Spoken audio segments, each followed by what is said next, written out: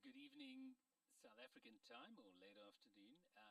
It's day 15 of the Media and Digital Platforms Market Inquiry public hearings. And today we start with YouTube for the next 2 hours, then we take a 30-minute break, and then we're joined by Google AdTech.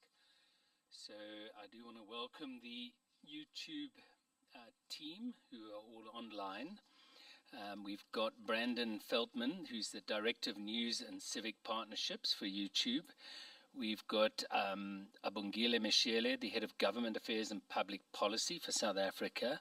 We have Dominique Kostasek, the Senior Competition Counsel, and Agnieszka Modach, the Competition Legal Specialist. So welcome everyone from YouTube. Thank you. Thank you. So I think some of you certainly were here before, so I think you know the nature of the game, that we'll get a presentation from you. I believe, Dominique, you've got that and will control that. And then after that, the panel will have questions. So you're welcome to start, Dominique. Okay, can you see my screen? Does this show up? Yes, well? It does. Thank you. Okay, great. I'll pass the floor to Brandon, and thank you for having us today. Thank you, Dominique. And as Dominique said, thank you for inviting us to speak with you today. I'm Brandon Feldman, and I lead YouTube's global partnerships team focused on news and civic engagement. And as part of this work, I oversee the teams that are collaborating with news organizations around the world to reach audiences and build businesses through digital video. So I'd like to begin by walking through some materials which we've prepared based on the list of topics shared by the Commission. We'll review these topics in detail before opening it up to discussion. So next slide. To begin, YouTube's an open, global, multi-format online video sharing platform of predominantly user-generated content. We're a free-to-use platform with little to no barrier to entry, where anyone can participate, everyone belongs, and traditional barriers are bypassed. Our inherent openness has allowed a diverse range of artists and creators to have a voice, tell their stories, and reach a global audience. The platform now has 2 billion global monthly users and 500 hours of video uploaded every minute. And while YouTube is deeply committed to serving its users and creators that make a diverse range of quality content, including timely news and credible journalistic content, news itself only accounts for a small fraction of the content uploaded to our platform, with less than 4% of the total watch time in South Africa spent on news channels in the year of 2022. Next slide. We know we can continue to deliver on our commitments to users in South Africa around the world, because we're already hearing, for example, that in South Africa, users can rely on YouTube to consume a diverse array of content. According to a Kantar survey, 94% of YouTube viewers in South Africa agree that YouTube hosts diverse content, and 89% of viewers in South Africa agree that YouTube has unique content that they cannot find elsewhere. Next slide. So I'd like to spend a minute discussing more on how YouTube operates. As I mentioned at the top, we're an open, global, multi-format online video sharing platform where creators, both amateur and professional, can thrive. Unlike the open web, YouTube doesn't crawl the internet. Instead, we're a volitional platform, meaning that all content hosted on YouTube is there because creators have chosen to upload it. So in the case of our news partners, this means that they all have decided that YouTube provides a meaningful home for their reporting and journalism, and they've decided to participate on the platform. We offer an industry-leading revenue sharing program, one where all creators are eligible for monetization.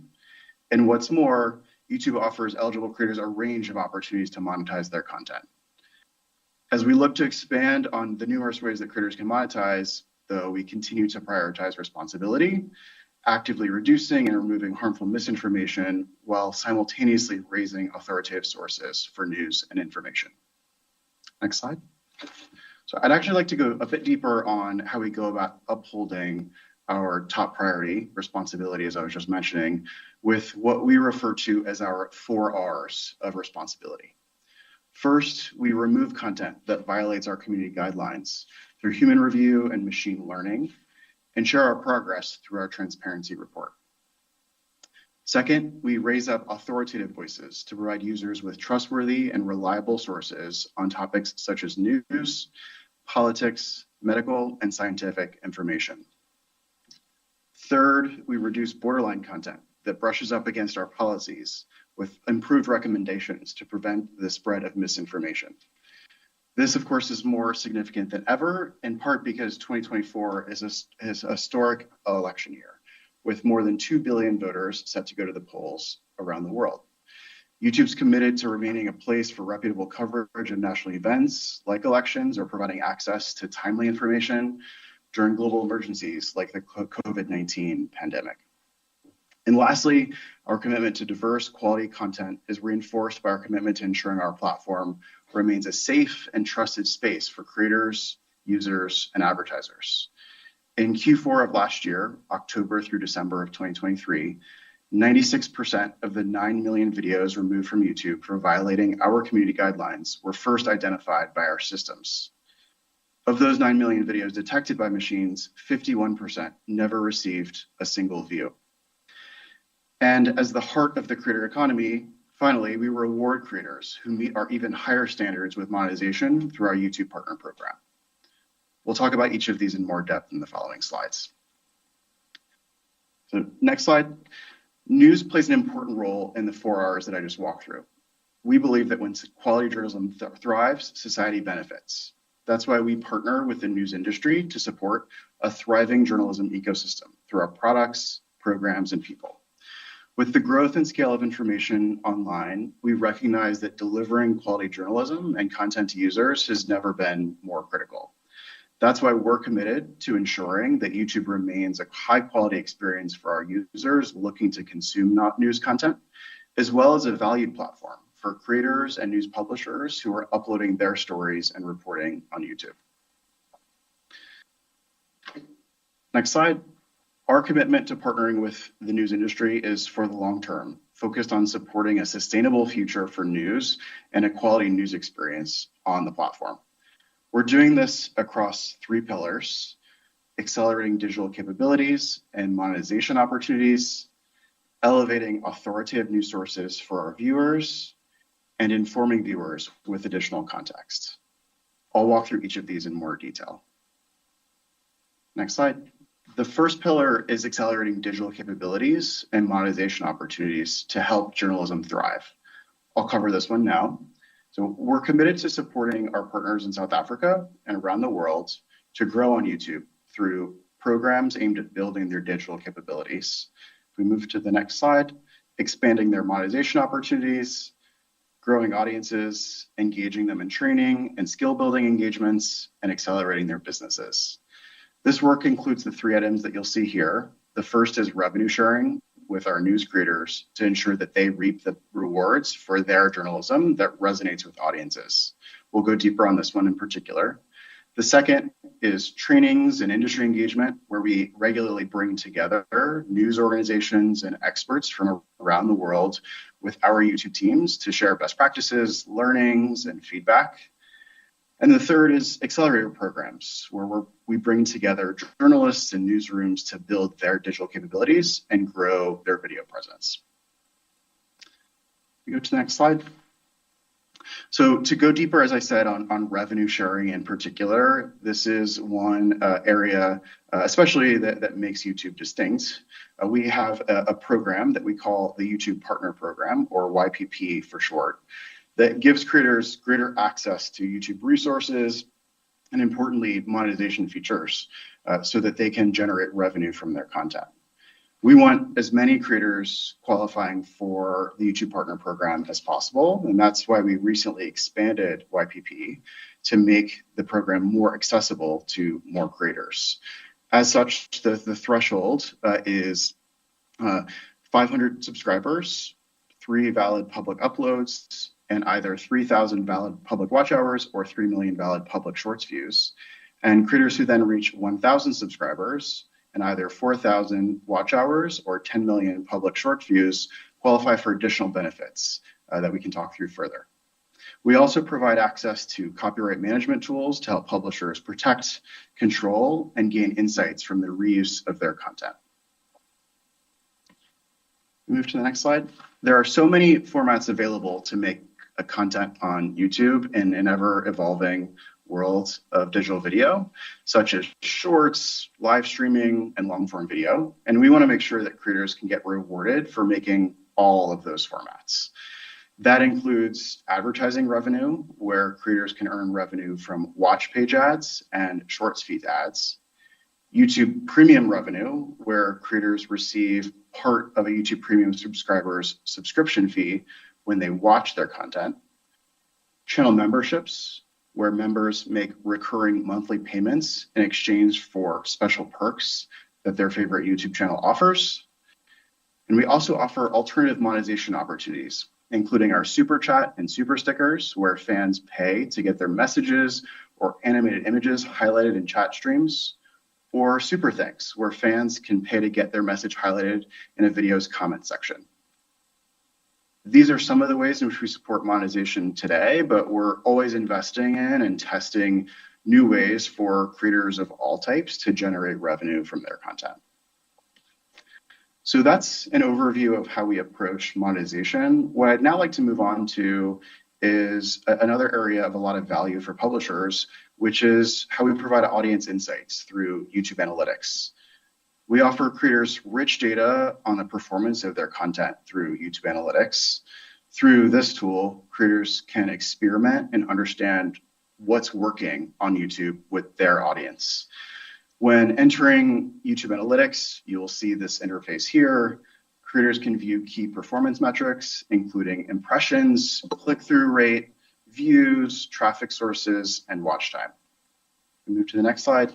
Creators can then go deeper. Our analytics, which we make available to creators at no costs, provides detailed, up-to-date analytics on reach, engagement, audience, and revenue, including metrics like video level revenue per mil, or revenue per 1,000 views, and CPM, or cost per 1,000 views. We move to the next slide. We then allow much deeper cuts of analytics data as well. This is an overview of what we call advanced mode, where users of these tools, which again, as I said, are available widely to all of our partners, can obtain deeper insights. For example, comparing multiple metrics against one another, using groups or specific filters. And we encourage our partners, including news organizations, to use these types of cuts to pull more actionable insights on, for example, the performance of a particular set of videos or a series of content. A good example of using this could be creating groups for those series or videos to understand click-through rates, or CTR, impressions, what's driving more viewership or more recommendation of that content across YouTube. And that can help refine how that channel approaches creating content for YouTube and for the web at large. If we move to the next slide, audience insights are one of the newer tools actually that we have added to help make understanding video and channel performance easier for creators. Here are some examples of what these audience insights entail. They include things like other channels that an audience watches. Here, creators can see other creators and channels their viewers are watching and engaging with. These are ordered by the number of viewers who have watched both channels regularly, or other videos that channel has watched, showing creator videos from other channels that audience has watched recently, or videos that people are looking for, where we'll display top searches related to that channel where the content has been maybe unsatisfying or outdated or unavailable, to help inform the types of content that creator may want to consider in the future. All three of these help provide an insight on what viewers are interested in and can help a creator decide on new formats, new topics to cover, or performance trends on their channel. So that's a summary of our work to support monetization and audience insights. Moving on to the second area of elevating authoritative news, we demonstrate our commitment to providing users with quality content through our work to elevate authoritative news sources. We, of course, understand that raising authoritative content is important for users, which is why we've built dedicated news placements across YouTube to ensure users can find high-quality content that is relevant to them. Users can find information on top stories from our breaking news shelf. You'll see an example of that here on this slide. They can also find reliable content when they search for timely news topics in the top news shelf. You'll see this on the right. After they watch these videos, our recommendation system surfaces related videos that may be of interest on the watch page. We believe that these features are not only helping users find authoritative content, but also helping news publishers reach new audiences. Some additional examples of this are on the following slide. For example, top news on home. This is a feature where if a viewer is often watching or searching for news on YouTube, a top news shelf may show on their YouTube homepage. The top news shelf includes content related to the top news stories of the day in the market where that viewer is watching content. And finally, recommendations across YouTube. If a viewer is watching content regarding news, we elevate authoritative sources in our recommendations across the platform. So moving on to our final category in this area, our work to inform viewers with additional context. Context is, of course, always important when assessing information and is another part of our fight against misinformation. Our information panels help users provide more context from credible sources. In South Africa, in particular, we make available general reference articles, which appear alongside search results and videos on certain topics that may be prone to misinformation. You'll see an example of this here. And more broadly, if we move to the next slide, South Africa has been an important market in our effort to combat misinformation globally and was part of our early launch of news features that I just touched upon. Many of these actually launched back all the way back to 2018. And this graphic outlines some of the notable launches that we have prioritized since we've embarked on this effort wholeheartedly over the last 7 years. Every day, our teams continue to test and launch products to improve our ability to mitigate the threat of misinformation. I'd also like to highlight 2 topics that we know the Commission is interested in, which are our commitments to responsible AI and combating deepfakes, especially in the time of elections. And so we'll start with AI and then move on to elections. So firstly, on AI, we believe as YouTube that AI should empower human creativity and not replace it. But we recognize these emerging technologies are not without risk, which is why since 2018, we've been guided by a set of AI principles, which govern the types of applications we will and will not develop and deploy. It is worth highlighting that all of our community guidelines apply equally to all content, irrespective of whether it was created with AI or not. And just last week, we announced a new tool on YouTube in what we call Creator Studio, the main interface for YouTube creators, requiring that creators disclose to viewers when realistic content, so content a viewer could easily mistake for a real person, place, scene, or event, is made with altered or synthetic media, including generative AI. So alongside this tool and disclosure policy, we also launched new video description and video player labeling. You'll see that here on this graphic on the right, that serves to enhance user transparency when content is altered or synthetic. So as I said before, if we move to the next slide, 2024 is a historic election year with billions of people headed to the polls, including here in South Africa in the coming weeks. And we have policies specifically created for elections and other civic-related content. You can think of these as falling into 3 primary buckets, in addition to the many policies more broadly that are in place to prevent and prohibit misleading or deceptive content from proliferating on the platform.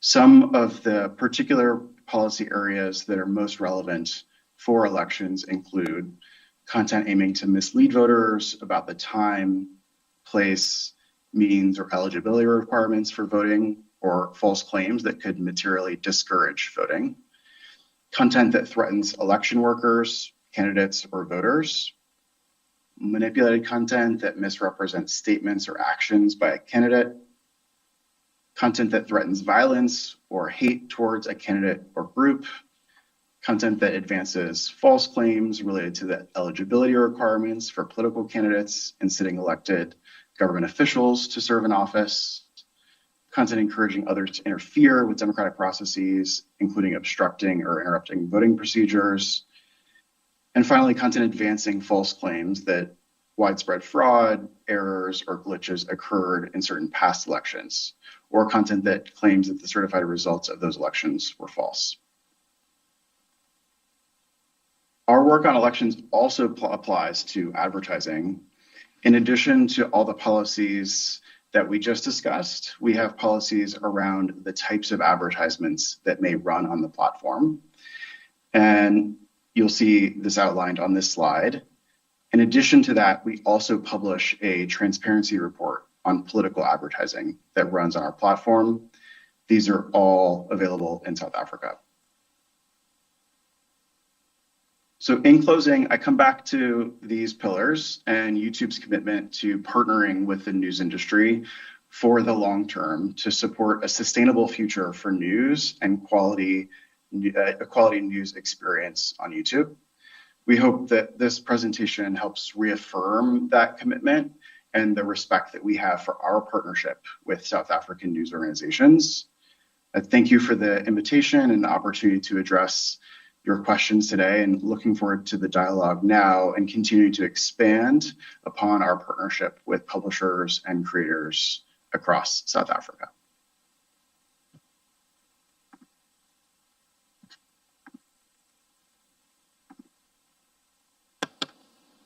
Thank you very much, Brandon. Paula?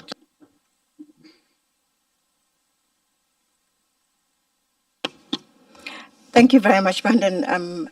Lots there to digest. I wanted to start off by talking about the value of news on YouTube. So the Reuters survey found that 46% of South Africans went to YouTube for news. Would you agree with that? Just generally from the Reuters research. Then Brandon, I'm sorry. Yeah, you familiar with the Reuters research? Yes, thank you for the question. I am familiar with some of the research, and while I may not be familiar with the particular stat that you're referencing, YouTube is a destination for many types of content, including news. Of course, the definition of news can be quite broad depending on the nature of the question being asked and how a viewer themselves defines news, but recognize news is one of the use cases on our platform. I mean, I don't think that we're at odds here, because in your presentation, you did in fact illustrate that news was quite important to YouTube. I think the question really is that for South Africans, YouTube is also important for the news. In fact, the Reuters research shows that it's gone up. People who consume news on YouTube in South Africa has gone up actually 7% from the previous years. Do you have a sense of what the profile of your news consumer is? Because Reuters seemed to suggest that it was a much younger audience that were looking for video-led sources. Is that your understanding as well? So who consumes news on YouTube? Yeah. So YouTube, of course, very, very global, very broad-reaching, meaning audiences of all ages and demographics come to our platform. We do find, to your point, that particularly from the publisher's perspective, YouTube can enable them to reach audiences that may be younger relative to who is coming to their own properties. And on a relative basis, that may mean that audiences that consume video when it comes to getting their news are going to be younger. The way in which they consume on our platform may be distinct. And that general trend towards YouTube and other platforms, helping publishers reach younger audiences is an important one. I mean, it's interesting. What's interesting about the Reuters research is that, I mean, South Africa's market, YouTube is a lot more pronounced for news. In the UK, for instance, it's only 10%. In the US, it's about 24%. And so certainly it appears to be much higher in developing countries, that young populations particularly are actually looking to YouTube for news. Do you have any research on that? Can you give us a greater sense in terms of how young people are consuming news on your platform? Yes, so the consumption habits actually on YouTube reflect how we see the evolution of news consumption more broadly, which is that increasingly viewers are coming online to consume news. They're looking for more diverse formats of news, including video, alongside other formats.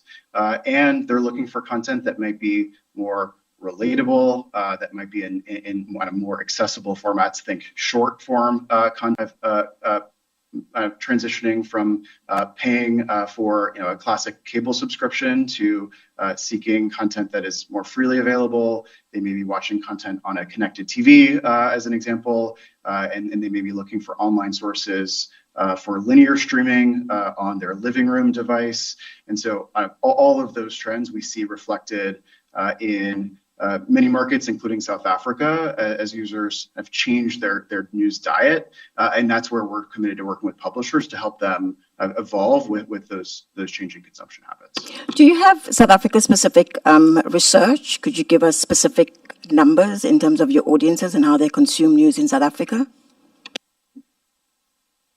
So I don't have South Africa-specific metrics. We actually collaborate closely with some of our partners, including the Reuters Institute. You might be familiar, Google supports that work. So we rely on much of that data to inform our work and how we support publishers in adapting to those trends.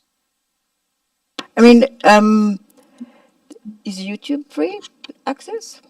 YouTube is free access for South Africans in certain, zero rated in certain cases? With free access? I mean, when we look at YouTube's free access, it serves a younger audience in much more dramatic ways. I wanted specifically, though, to ask what percentage of news and content in South Africa is actually in the vernacular. Does this give you an edge? That's not one that I'm familiar with in particular. We can follow up separately with more information, but I don't have that data readily available. I have to be honest, it's not data I've seen before, but we can certainly check, Paula, and we'll get back to you if we have anything on that. And thank you so much. That'll be really good. I think be useful.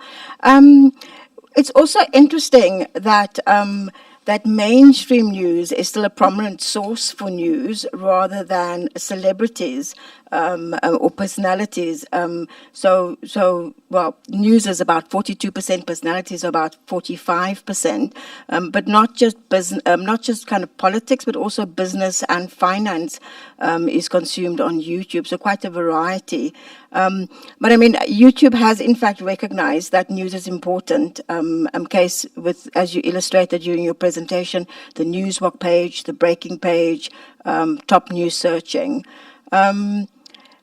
Could you perhaps expand a little bit on the consumption patterns around your breaking news page in South Africa?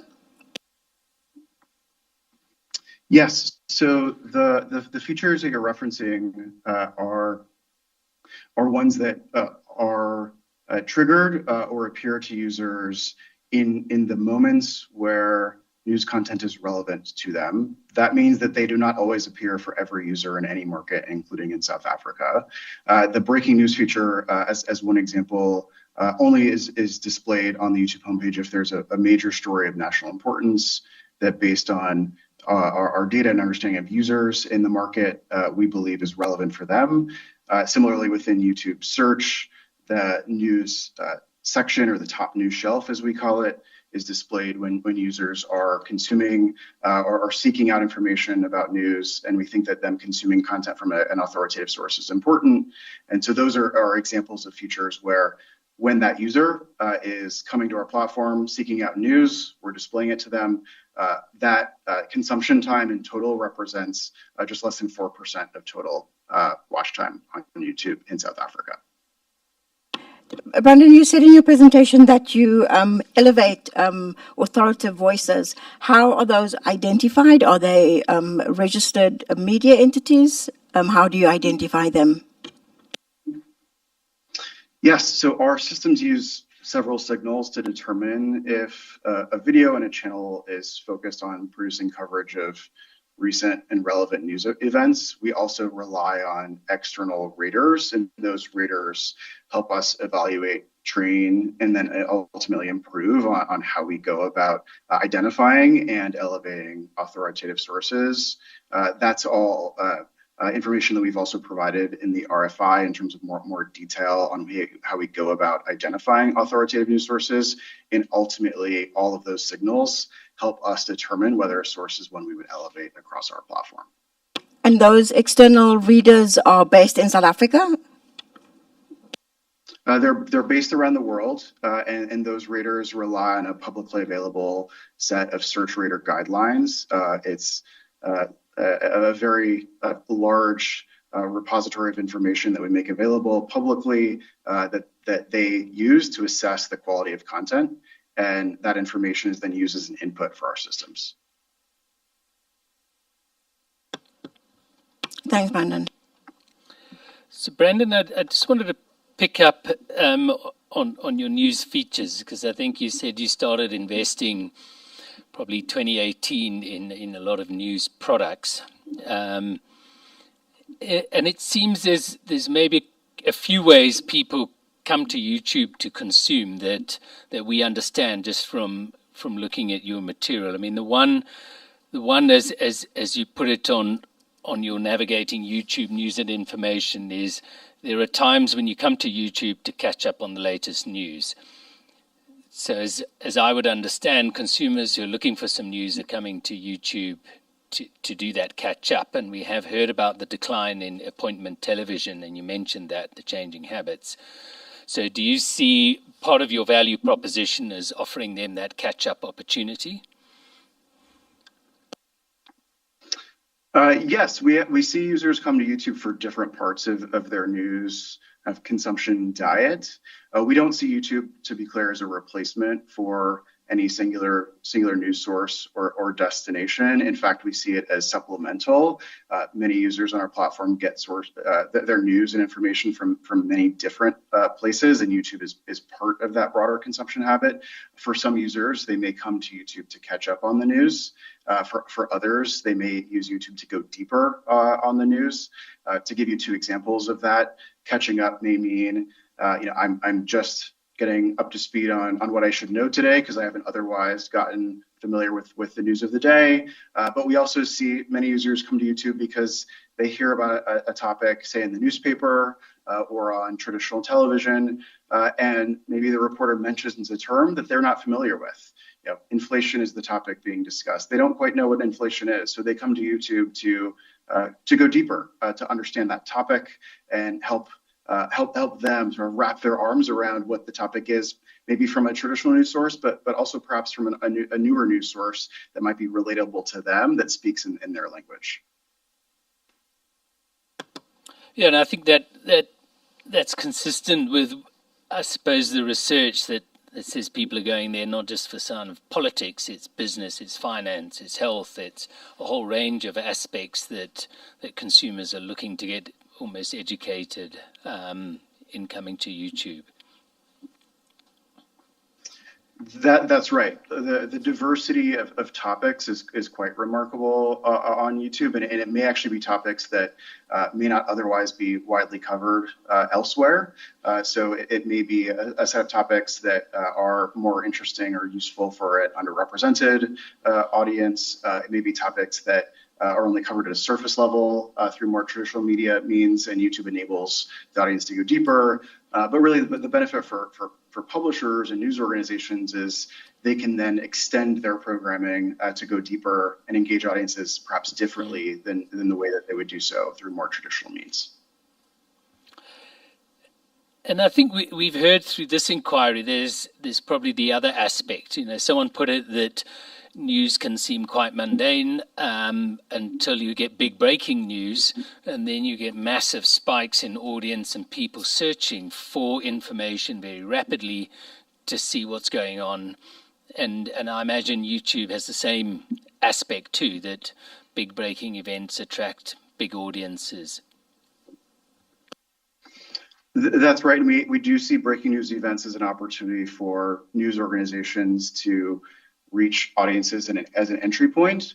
But oftentimes the real value of YouTube becomes the moment when we're introducing that audience to perhaps a news organization for the first time, and then they become a more loyal follower or consumer of their news as a result of interest in that initial breaking news moment. Yes, I think we heard from the Google search team that they invested in news after the 9/11 tragedy, and everyone was coming to search and couldn't find any information. But I imagine, you know, YouTube now, so much news is visual that people are looking for that visual experience, and also, I suppose, even personal uploads from people on the scene of an event that might be able to package by YouTube. Is that what you're seeing? Yeah, that is what we're seeing. To use the September 11th example you referenced, we have had a number of moments in YouTube's history that have been really remarkable opportunities for us to understand our responsibility, for us to understand how we can best serve users in the most critical moments. But then we have gone beyond what we really view as the table stakes of ensuring that quality information is available, to providing a richer experience to users, to supporting publishers and serving those users. And in the example or the set of examples that you mentioned, that diversity of viewpoints is particularly valuable on our platform. We do find through our research that users come to YouTube because they're interested in seeing multiple viewpoints, in seeing a variety of sources, that diversity of perspectives and formats. And that's why we think there's so much benefit to publishers, of course, as well, because we may be introducing them to a new viewer, but we're able to present that in a way that's mutually beneficial to the user and to the publisher. Yeah, and I think you had discussed sort of how you look for authoritative views as well. But I think in the presentation there was less about diversity. So maybe if you could just highlight how you bring about diverse views, or how you seek to raise diverse views in either that top stories or breaking news or just the News Watch page. Yes, the core tenet of diversity is one that's really important to us. All of those features that I talked to do consider the plurality of voices as an important factor, where even if I, as a viewer, am saying that I'm interested in this one channel, we still ensure that the videos presented to viewers are from more than just that one channel. And as a result of that, many viewers are actually presented with content from channels that they are not otherwise consuming. We think that's an important part of news consumption on our platform, is that we're able to provide that diverse range of voices.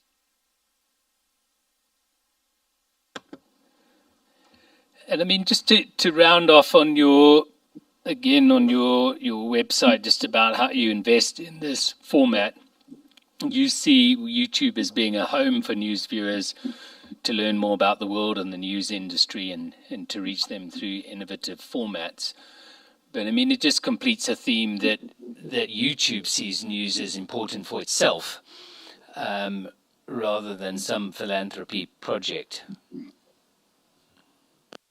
Yeah, I would respond to that with a few points. The first is we see YouTube as a reflection of what's happening in the world, and YouTube is a place where many different voices can have their viewpoints shared. That's inclusive of news providers. And as a result of us reflecting what's happening in the world, we think that news plays a key role. Now, it is a smaller percentage of our total consumption time. In my view, we actually over-index with our engagement with news publishers and our investments in our product, because it's an area where some of the elements that I mentioned before, like the quality and authority of content, are so important. Also, supporting an ecosystem of journalism in an ecosystem that is otherwise navigating a lot of challenges that this panel is spending a lot of time on. So we spend a lot of time in this space because we think it's important for society, and because we think it's important for the overall kind of diversity and makeup of content on our platform, alongside the other content areas that we prioritize. Yeah, and I think we've seen this across a number of platforms, but given the amount of content that exists out there and the fact that anyone can create, news is always going to have probably a single-digit share of what is watched, but it holds a disproportionate share in terms of its importance, and that's why YouTube, much like Google search, much like Bing and others, have invested so much in the news prominence, because it is something that people look to go find, and YouTube, I don't think, is any different. Do you disagree?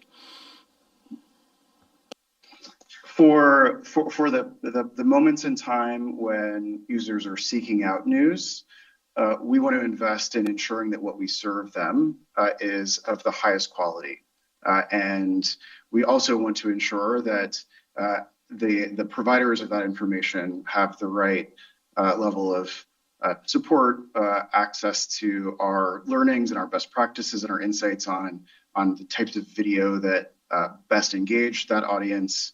And that's really how we view it, is while, as you said, news may be a smaller percent of consumption time, that consumption time is really, really important for us to deliver a good experience to our users, but then in tandem, we see that as really valuable to our publisher partners, because they're able to use that as an opportunity to build relationships and ultimately generate revenue from that consumption of their content. And Brandon, the question was, it has disproportionate value for YouTube compared to the time or percentage watched. So I don't know if you can answer that question. I think would absolutely agree that news is critical to a free and democratic society, and our work in supporting news is reflective of that. And it has disproportionate value to YouTube. That is the question I'm asking, not to democracy. I think that's settled. I think, on that, we obviously, YouTube, as many other platforms, is a two-sided platform, right? So there's always two sides to the coin. There's sort of the content aspect, and then we're also obviously selling ads on YouTube. So I think on the content side, as Brandon has explained, obviously it's very important to us, and I think it's a type of content also that as you say, has a lot of value. I think the other side of the coin is sort of the on the ad side. I think there it's a bit of a different story, because I think it's a bit similar as to search. It's not necessarily the type of content that monetizes the most. So I think it's both true and not true, depending on sort of what side of this two-sided platform you're looking at. I don't know if that makes sense. So Dominique, is that a yes, or it has disproportionate value? It depends how you look at it. I mean, from a commercial aspect, no. From a content aspect, I think it's an important category for us. Alongside others, obviously, that are important too. Look, I know you wish to bring nuance, but the fact you're not answering the question, I think, reveals something in itself. But I mean, we had this discussion. Sorry, Dominique, can I just finish the question? We had this discussion in search. I mean, you're in the market for user retention. Getting people onto YouTube in this instance is important. You know that there's a decline in appointment television. You say that. We want people to come when they're looking for news. There's breaking news. So this is something that brings users to YouTube, and they expect to look for that. So that is the value that it brings. You may monetize on other content. You also put ads in the feed in any event, which means it's monetized. But all I want to establish is whether this is part of the, I suppose, acquisition and retention strategy of YouTube, that news is important, because that seems to be the revealed behavior of YouTube with all of its investments and how it sees us. And my perspective on that is when users come to YouTube to seek news, we want to provide them with a responsible experience. That is our priority. It is displayed alongside other content areas, and we want to ensure that when that news consumption experience is delivered, it's one that we can all be proud of. That said, users come to YouTube for many different topics of content, and at any given time, we want to ensure that we're serving them a good experience. That societal value of news is one where we recognize we need to do things differently for it, but I think that is different, as Dominique said, as we're looking at societal versus commercial value. Look, I think the panel will draw their own conclusions, but I mean, revealed behavior certainly, I think, indicates, as you said, Brandon, you over-index on news. I think there's probably a good reason for that. But maybe just to round this off, I mean, for you, whatever your motivations may be, you want authoritative quality news content on your platform. That's right. We see serving authoritative news is central to our responsibility commitments that we shared an overview of at the top, and we really think that's important because, as I mentioned, we are in a shared fight against misinformation. We're in a shared goal to support informed societies, and by supporting news organizations in creating high quality content, we think we can do that together. And for that reason, I mean, there's a lot of benefit to YouTube of also assisting news publishers and journalists to make use of YouTube tools and toolkits.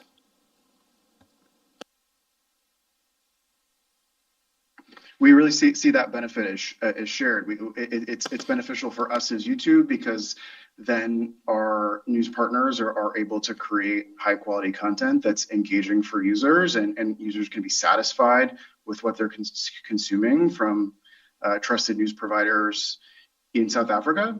And then in tandem, and really a mutual value, is that those news publishers can create relationships and generate revenue from the content that they are publishing and distributing, both on YouTube, but then in many cases across many platforms. We don't require, of course, exclusivity on our platform, so we see that those news organizations are using those insights on what works on YouTube, and then creating better content that they can distribute across many platforms at the same time.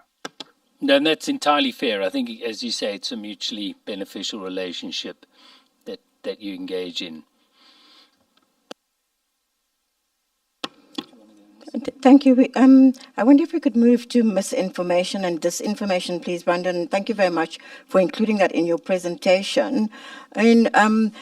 News publishers who came here really spoke about the fact that YouTube is able to very quickly detect copyrighted music in content at the point of upload, or even in live stream, that YouTube can actually detect that.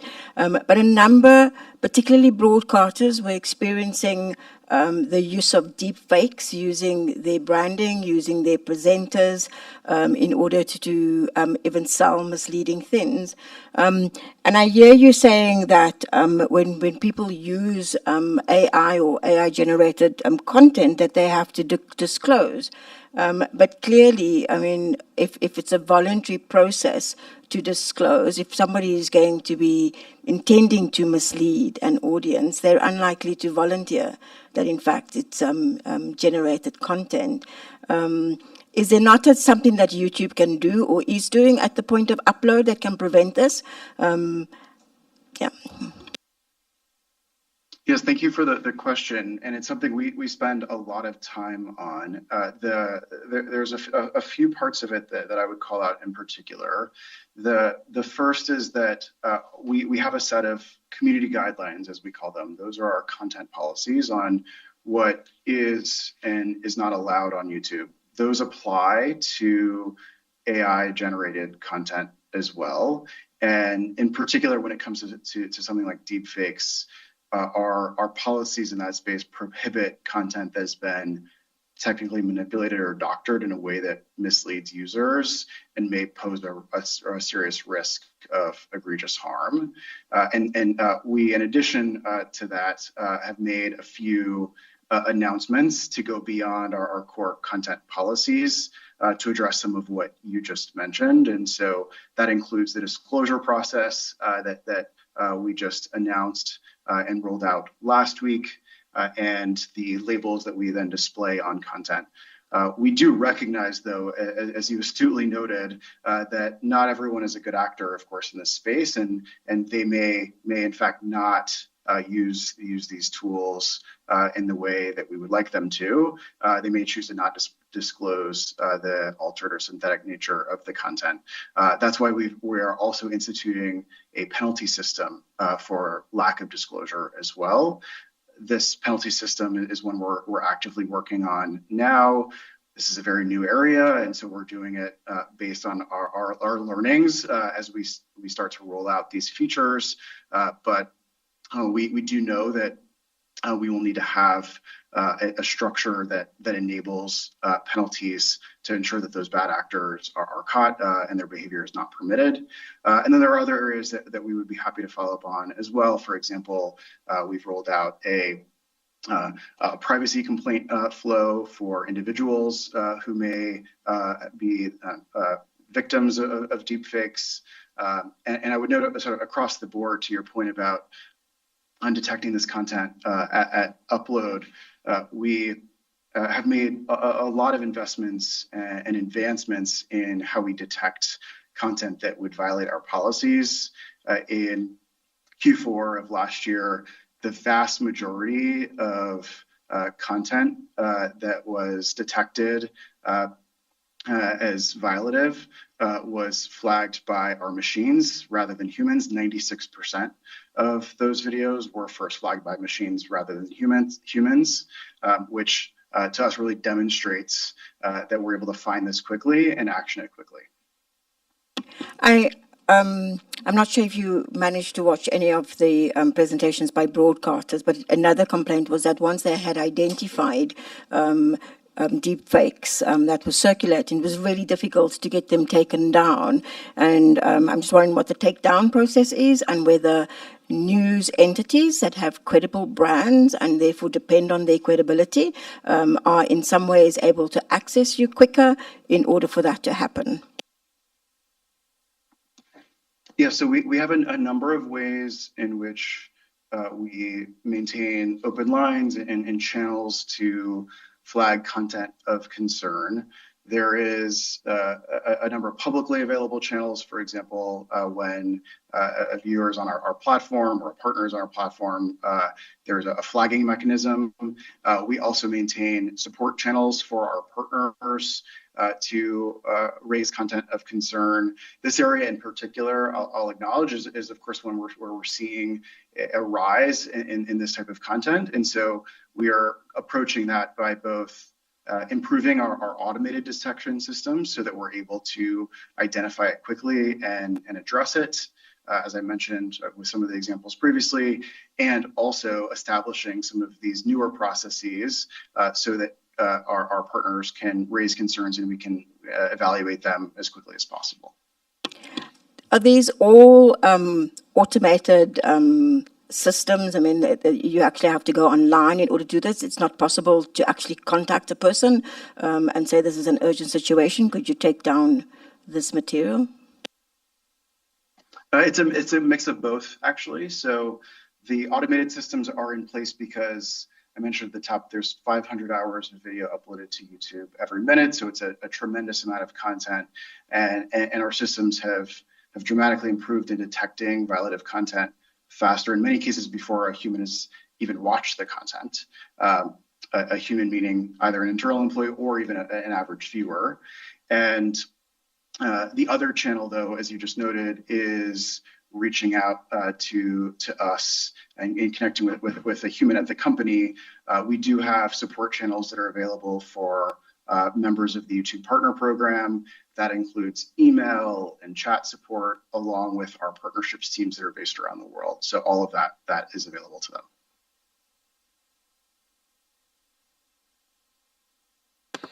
Well, I suppose, Brandon, I mean, email and chat support, I think that was one of the concerns that, you know, major organization like the SABC, which is our public broadcaster, is relying on email and chat support and not a point person or the like.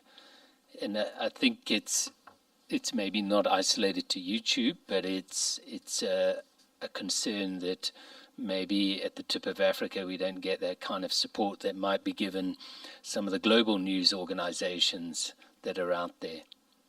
I don't know if you want to comment.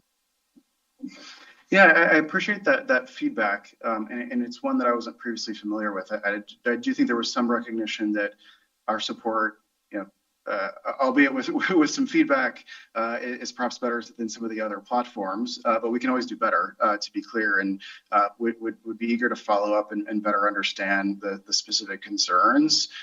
My team is wholly dedicated to this work. My team is based around the world. They work with news organizations on a regular basis.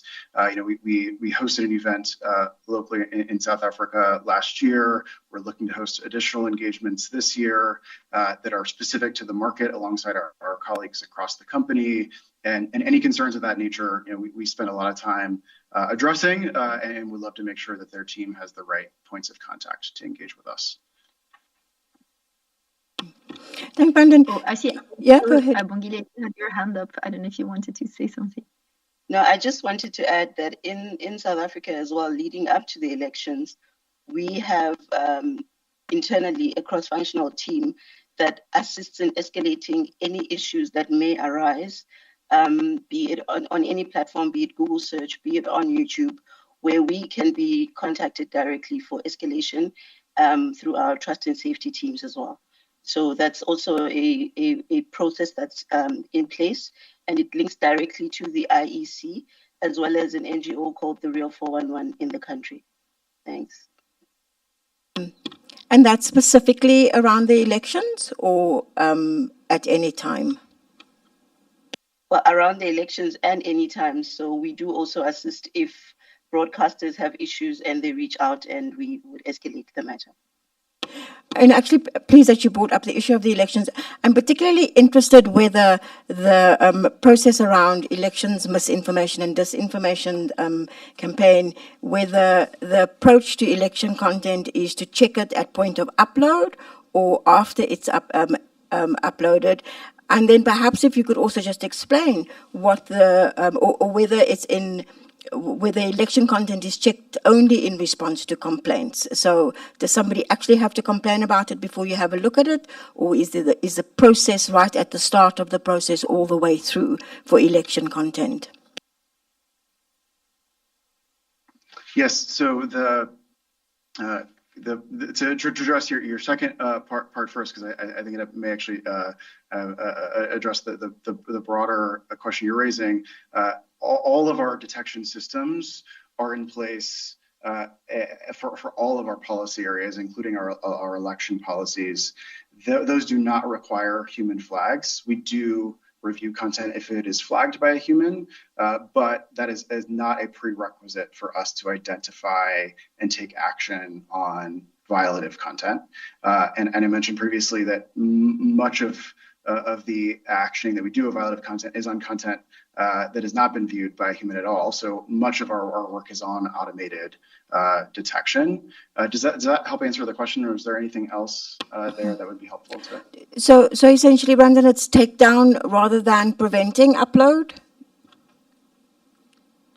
That's right. We review content once it's been uploaded, and all content is subject to our policies at any point from upload forward. So we may take action on content upon upload all the way to days, weeks following, based on the nature of it and our ability to detect it.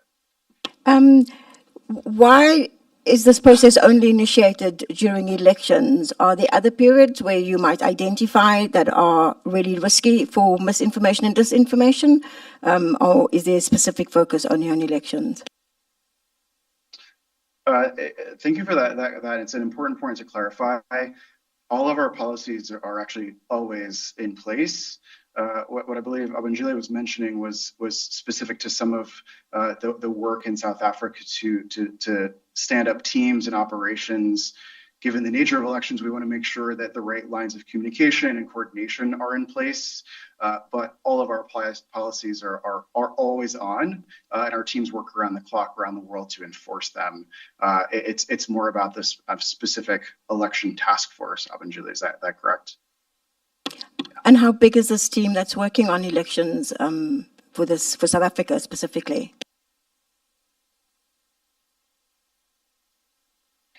Well, the number, I think it's quite a big team, because it's a cross-functional team, including our trust and safety team. I would not be able to give the exact number, but it is quite a significant number of people from Google that are working on the elections.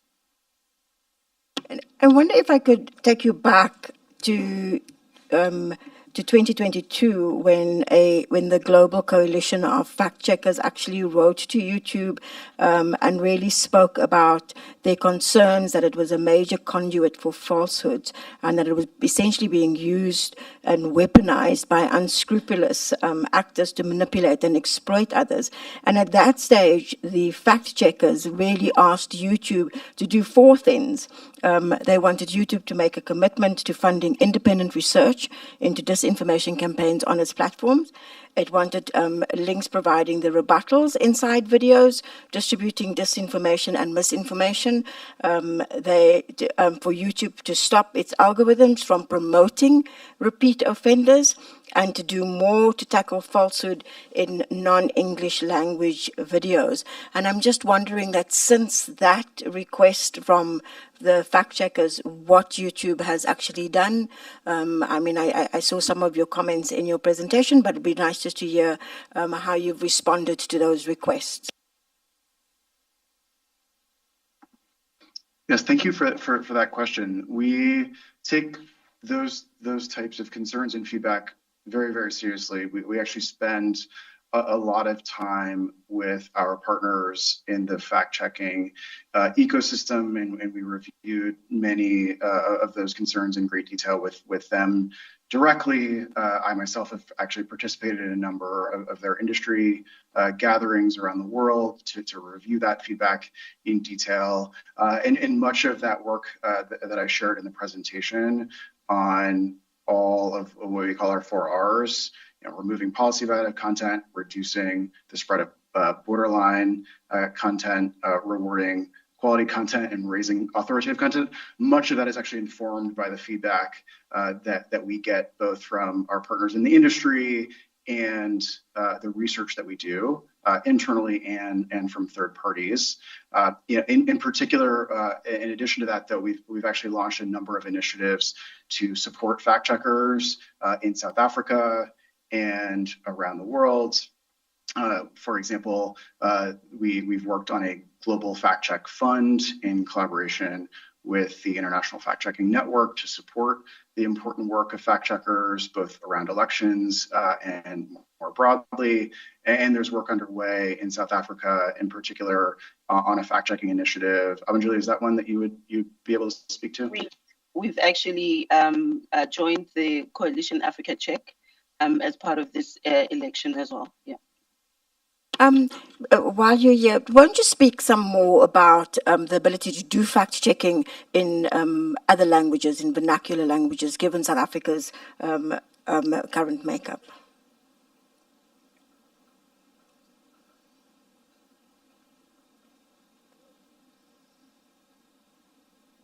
Sorry, Paula, is that question directed at me? Yeah, I saw that. Yeah. Well, I think that the main reason why the partnership with local coalitions is important is because of how they are constituted and configured. So if you would look at Africa Check, it is constituted, or it comprises of local fact checkers coming from different demographics, different newsrooms, and the direct relationships as well with journalists across the board in the region, so which would be Africa in this particular instance. Not sure if that answers your question. I guess I'm asking if there's a specific investment into vernacular language support.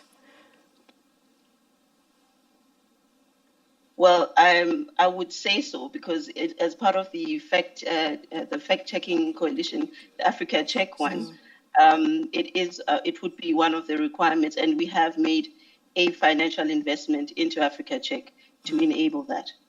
When people are uploading onto the site in languages that aren't English, are you able to check that? Can you specify when you say site? You mean YouTube? So yeah, on YouTube. I mean, are you able to check videos for in different languages? Brandon could also add on, but in terms of our trust and safety team, which is the team that actually reviews content, especially when there have been complaints, we do have a range that covers the languages as well as understanding the context of Africa or South Africa, which is very important when you are reviewing content. But Brandon, you feel free to add on from your side as well. That's right. All content on YouTube is subject to our policies. We have review teams that are aware of, as Abanjali said, both local context and language expertise that enable them to review the content with the right context in place. And Brandon, I mean, you've invested heavily in what you say the machine detection route once videos have been uploaded. Is machine detection able to do it in all South African languages, or is it relying on people at this stage? Yeah, I appreciate the question. I don't know if I'd be able to answer that immediately. We can take a look further and follow up with you with more detail on how we go about human versus machine reviews in vernacular languages. Dominique, is there anything else you would add there? No, nothing particular. I mean, I don't know exactly which languages we're able to sort of do this machine learning checks in, but I mean, obviously what's for sure is that, the huge diversity of languages, that's, it's part of the challenges I think that we have, and who knows, maybe AI will be able to help us with this kind of thing in the future, but it's definitely a challenge for sure. Yeah.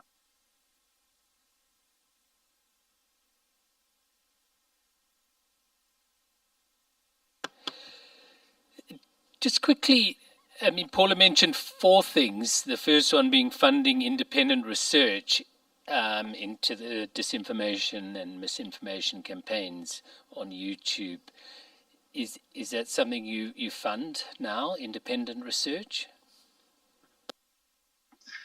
Yes, so one part of our elections work, and actually more broadly as part of our platform integrity efforts, which we touched on a bit of, but we welcome the opportunity to spend more time on, so appreciate the question, is our work to understand trends and risks that apply at any level of granularity. Of course, there are global areas of concern, but that extends all the way down into, as you all were asking, vernacular language context. And we have a number of ways that we go about doing that. The one that we did not cover in the earlier presentation is actually our work through YouTube's intelligence desk, as we call it, which is a team that spends time deeply understanding the types of misinformation risks that exist at the global and national, all the way down to the more local level where YouTube operates, and then provide that information back to our teams to help inform how we go about policy development and enforcement, how we go about developing products and user experiences. And then in addition to that, we work with Google's threat assessment group to understand where those risks lie as well. And that information helps us decide how to best protect users on our platform and evolve our policies and products.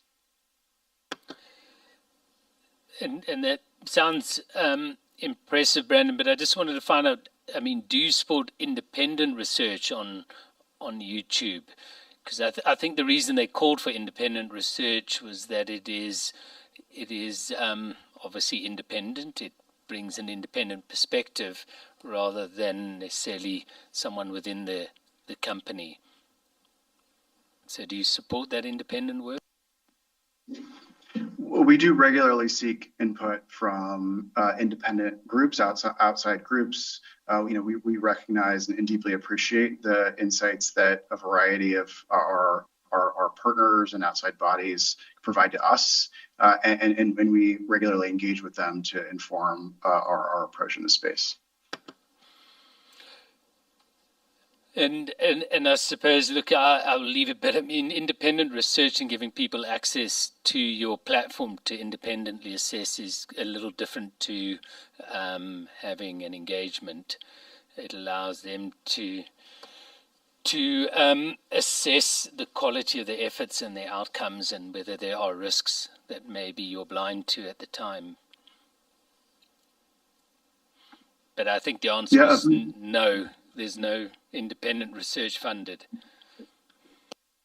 Yeah, I'm actually not the subject matter expert there. I appreciate the question. Happy to follow up in writing with more information on what we have, and certainly committed to understanding external dynamics and how our team can use that information. But specifics around independent research, we'll have to follow up with you on. We appreciate that, and if that can be not redacted as confidential, because one of the purpose of a public hearing is also for people to hear about what YouTube is doing and how they're doing it, and I think that's important part of having these hearings is that the public and others can hear where you are acting and can hold you to account and also hold us to account in terms of our inquiry.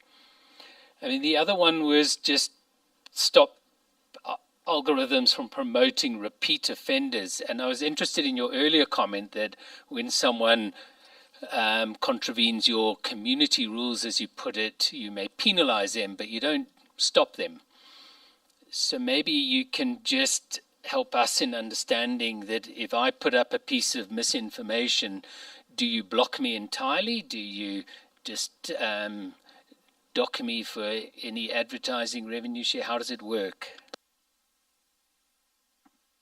Yes, so we go about addressing that issue in a few ways that I'll walk through. The first is we have what we call a 3 strikes system for our community guidelines. That means that when a channel violates our policies, they are subject to a 3-strike rule, which in effect means that they may upload a video that violates our policies. That video would be removed, and upon removal, it's also subject to a channel level penalty. That penalty is a 7-day upload freeze. If they violate a second time, they're subject to a 14-day upload freeze. And if they violate a third time, they are subject to a termination of their channel. That termination means that they can no longer use our platform. That includes any further use of that existing channel that was terminated or any use of any new channels. So that policy provides a really strong signal to bad actors that they can't continue to violate our policies. And if they do, they're at risk of restrictions on their ability to upload all the way to termination of their channel presence. And I mean, I know this is becoming an increasingly challenging world, and I'm sure incredibly challenging for YouTube as well. But so is this just channel partners or anyone who uploads? Because I think what we've also seen and we've heard about is, these news organizations, well, not really news organizations, but almost the ad fraud world of fake. We had it in the Google context of fake websites, but I'm sure it's in the same in the YouTube world, where I suppose they could reappear as some new version the next day, even if you did block them. So really two things there. Is it only the channels that you block or any content upload? And secondly, the workarounds that I'm sure you do face. It's a challenge. How do you deal with that? Yes, so we take action at the individual video level and the channel level. So if a piece of content violates our policies, we take it down. And if a channel is regularly abusing our policies or violating them, the channel itself is removed. And then to your point about repeat offenders or users that may seek to circumvent our policies, we do have both automated and human systems and processes in place to address that. We consider that to be a violation of our terms of service. And so if a channel seeks to circumvent by uploading a video on another channel or creates a new channel, we remove that content. And we have ways in which we can identify that those entities may be connected. All right, so those aren't the sort of three strikes. They're already struck, and so if you identify, they're immediately off. Is that right? That's correct. We would consider them at that point to be violating our terms of service. They no longer have that grace of three strikes. The content's removed immediately, and their entire YouTube channel presence may be subject to termination. But it definitely is a bit of a cat and mouse game, right? As you can imagine, because there are those people who will try to find different ways. And I think sort of as for search, it's sort of one of the challenges we have also sometimes with transparency, where sometimes the more transparency we give into how our detection systems work, then people try to sort of use that to try and circumvent. So it's obviously part of the challenges of running this kind of platform. No, I think we appreciate it, and I think it's important also through these public hearings that both the platforms and the media get to understand the challenges that each other are facing, because certainly it is a cat and mouse, as you say, Dominique, and I'm sure you need to invest in systems to deal with that, and that those investments may not be small. But that has been a question that sort of lingered through the hearings, is how much is enough and what is sufficient. So maybe just to get your perspective on the kind of level of investments you make and whether you think that is sufficient.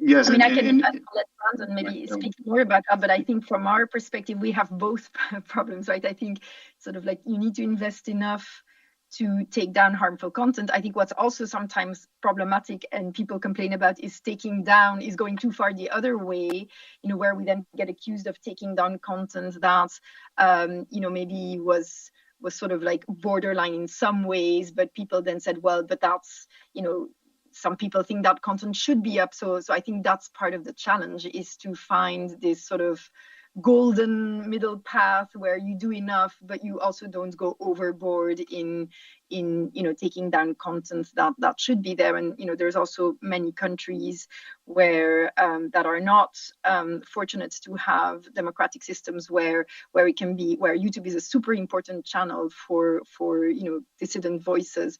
And so I think that's one of the major challenges for us to sort of get that balance right. But Brandon, maybe you have something to add from your perspective. No, I would just add that as demonstrated by a few of the examples that we cited earlier, we don't really view this work as ever being sort of enough or over. It's an ongoing effort where we're constantly seeking out to understand new ways that bad actors might be trying to evade our systems, as Dominique noted, but also understanding new vectors of risk. Our work around AI is a great example of that. We also regularly update our policies to reflect the risks around real-world harm, which we all know continue to evolve. And so us understanding of where the risks are moving and then adapting to them is an always-on effort by our teams across the company.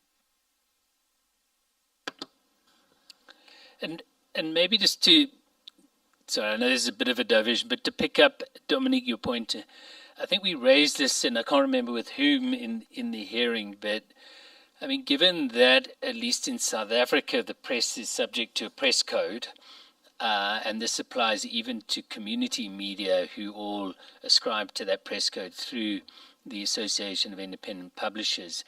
And those have clear compliance and standards.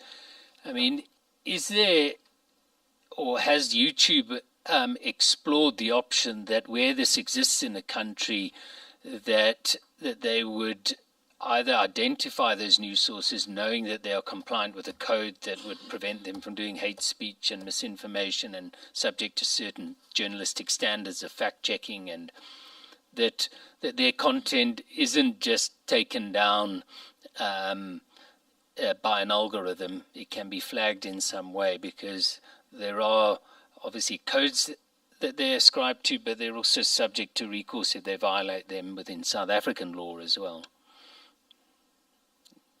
Is that something you've considered or have acted on?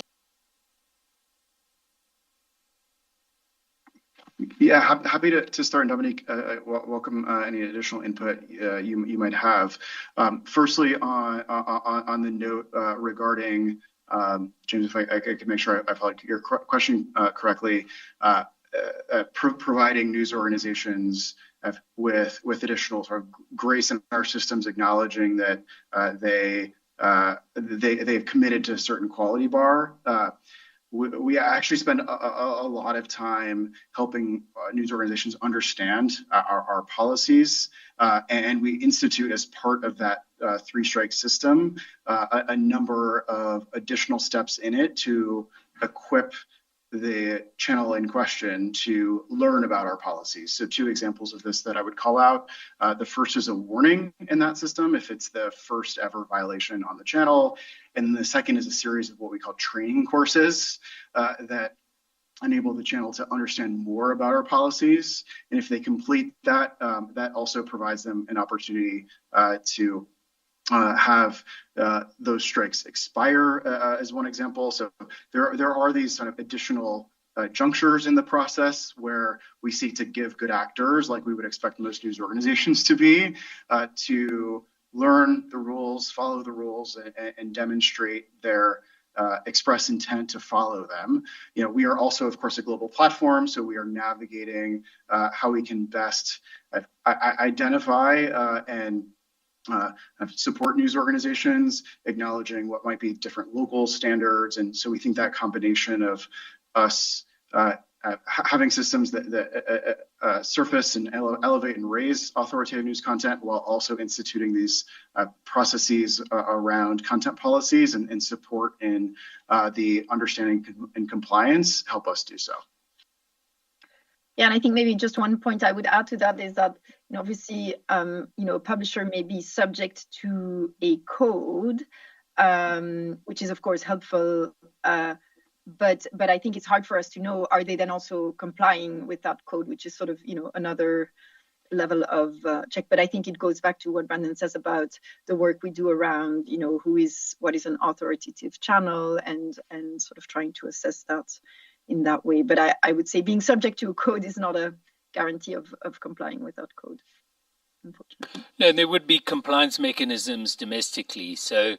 I mean, I appreciate every country's different, but I think the concern is that YouTube moderation takes over from what may be domestic rules for journalism and human rights and freedom of expression. So it's maybe something for YouTube just to think about, I mean, linked to that is, YouTube is personalized service as well. And of course, one of the benefits of personalization is you feed someone what they are looking for, which might increase their engagement. But the risk, as many have identified, is of course that you can create an echo chamber, or worse, and not have people exposed to alternative views. So I just wanted to understand, how does YouTube seek to strike that balance, not just in news, but other content, because obviously other content may be uploaded not by news organizations. Yes, that's really a core tenet, as you said, James, of YouTube overall, that as we surface content, recommend content, connect viewers with content, that we're doing so not across any single channel, but we're doing so across the depth and breadth of YouTube overall. It's really not specific to news, but it's just inherent in the way that YouTube operates. We are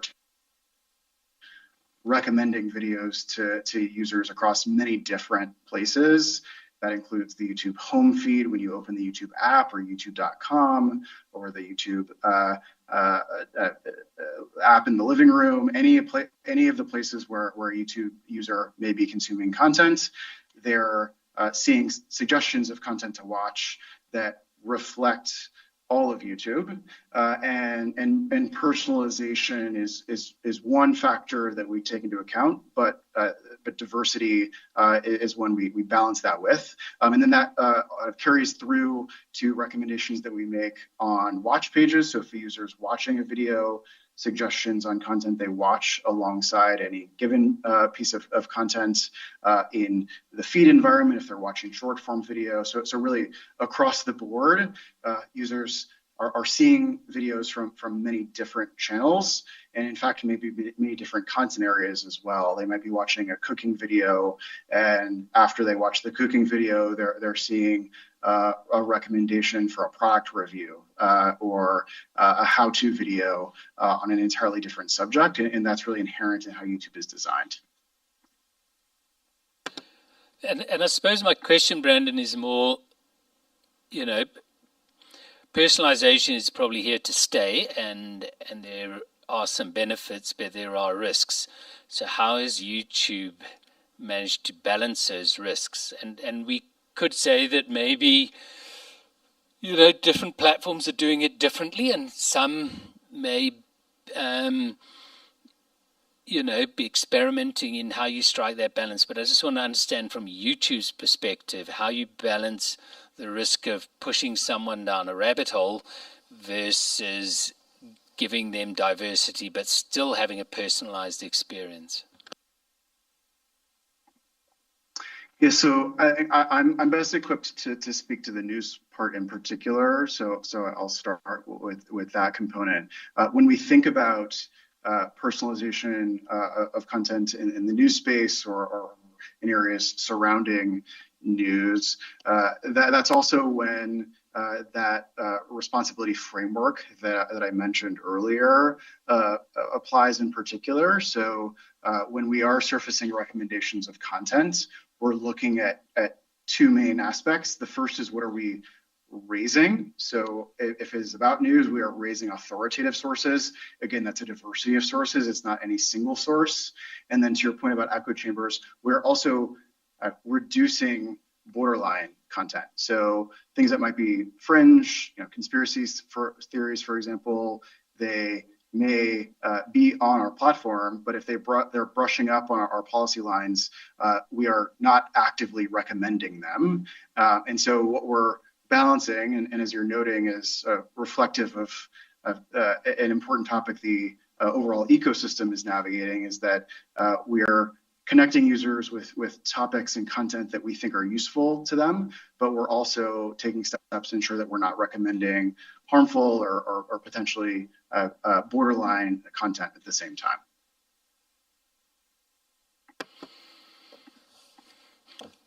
All right. I think it certainly would help the public to understand in a lot more detail how that happens. But I mean, this is an area where there is in fact independent research, and some of that independent research has sort of identified, and it may be why that complaint from the fact checkers occurred, but identified that just to take a recent one from New York University, that YouTube algorithm does push people into admittedly milder ideological echo chambers, but also found that it pushes users to more conservative and narrow ideological content the longer they use the recommendations. I mean, an earlier one found that sort of users who start in the sort of alt-light ideological area slowly progress into the alt-right content, which is not easy to find initially, but is often reachable through the recommendations, in fact, not actual search. So I don't know if you've engaged with these independent researchers and looked at how to change your systems in response. Yes, appreciate that. Much of the work we've done, particularly in this area of responsibility, connecting users with quality content, is actually to address the fundamental areas that you're noting there around when users are consuming content around more sensitive topics, news and information, ensuring that quality content, credible content is actively recommended to them, that we're raising it across our systems, that we're not actively recommending borderline content. And so happy to follow up, as you noted, to discuss or provide more information on that work, but something that we spend a lot of time on. So do you see authoritative news as an antidote to misinformation and disinformation? Is that why you're promoting it? In short, yes, absolutely. I think based on a lot of work that we do, and I think as a shared perspective by those in the industry outside of our company, in order to effectively tackle misinformation, users also have to have readily available access to quality information. And so that's why ensuring that 4Rs approach is one that is in place and we actively invest in is important. No, thank you, Brandon. I think that is an important point, because it's been a point of discussion, certainly, and it's good to hear that YouTube sees it as part of the role in fighting misinformation, not just putting in machine learning. I just want to go to some of the monetization that you discussed and other support for journalism. I mean, just so I get this right, I mean, there are some monetization options that anyone can use on YouTube, but the partnership program really unlocks specific things, and probably the more important one is ad revenue share. Is that correct? That's correct. There are a few aspects or benefits to participating in the YouTube Partner Program. Not every creator on our platform is part of the YouTube Partner Program, but those that do choose to participate and are eligible to participate receive additional benefits. Those benefits include support, meaning they can access technical and strategic and operational support in addition to monetization, as you said. And on that eligibility criteria that you mentioned, I mean, you said you were looking to sort of bring more people into the net, or at least news publishers. But certainly the observation in South Africa is that there's only a handful, and really the large media companies that have qualified for this. And it's not something that's really accessible by the vast majority of media, and certainly the diversity in the media, which is smaller community or vernacular media. None of that is on your partnership program. So I just wanted to understand from your perspective, what are these efforts to broaden it, and is that likely to reach our shores too? Yes, so all channels on YouTube are eligible to participate in the YouTube Partner Program, but they then have to meet certain criteria of channel size or viewership to actually be accepted into it. The steps that we've taken to make the YouTube Partner Program even more accessible, we have done in South Africa.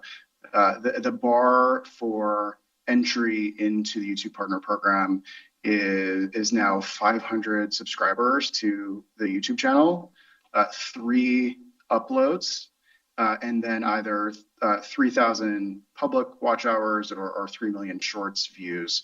We actually view that as a quite accessible bar, and that's also why for channels that are getting started that may be seeking guidance on how to build a successful YouTube channel, we offer ongoing training and support so that they have access to information on how to go about setting themselves up for success to meet that bar. And that bar enables them access to certain parts of our monetization suite. And then once they reach a bar above that, the full monetization suite is available to them. And I suppose the observation I'm just saying is that that bar has excluded the vast majority of the media, factually, I'm just saying. But my question is, why, if you're going to support the media, why do you need to have a bar? I mean, I can understand if, yes, I want to try and monetize my videos, you don't want me as part of that if I'm small and it may be costly. But for a subset, which is the media, I mean, does it not make sense to just be more inclusive than exclusive? To serve your authoritative and diversity requirements that you also put forward. Yes, I would like to follow up on the point you made, James, about the general eligibility for more upstart media organizations, or even those that might be more established. Our viewpoint is that the YouTube Partner Program is actually quite accessible, and so if the feedback is that it is not, we should investigate that further and follow up with you to understand where there might be a disconnect. We have taken the steps that I mentioned before, but want to make sure that we are clarifying anything that might be either a misconception or a shared misunderstanding. In terms of the second part of what you said, we institute that bar as a way to ensure that we are providing an initial quality check on our platform first and foremost. We need content to review to ensure that it meets our policy bars that ultimately enable us to have confidence that we can deliver on our responsibility commitments, that the content is suitable for advertising, for example, once the channel chooses to monetize through advertising. So it's really primarily that. And then in addition to that, at YouTube scale, we need to draw the line to ensure that we're able to operate the platform and ensure that it's a meaningful opportunity for those that choose to participate. And that's why we ultimately do set a line. But our overall perspective is that the YouTube Partner Program should be available as a readily accessible program for the news industry. And if that's not the case for South African media, we'll look into that. And I appreciate that, Brandon, and I'm sure Abangile will also assist with that. But I know sometimes global platforms want global rules, but it strikes me that if it's not servicing South Africa's media, it's probably not servicing Africa's media similarly, and it may be something that you can revisit, because certainly things like appropriate content would be assured because they're all subject to the press code, and so some of those other concerns you might have might fall away just because of the nature of who we're dealing with. It would be interesting to understand indeed sort of why those, players are not monetizing. I mean, 500 subscribers is not very much. So I'd be interesting to understand better sort of what the reasons are. No, I'm sure you also have an opportunity to engage. You are now in greater communication with some of the media as a result of this inquiry, and I think it's an opportunity to do exactly that. And we've heard different things. The number of watchtowers is maybe another barrier. It may be ignorance of the program is another barrier.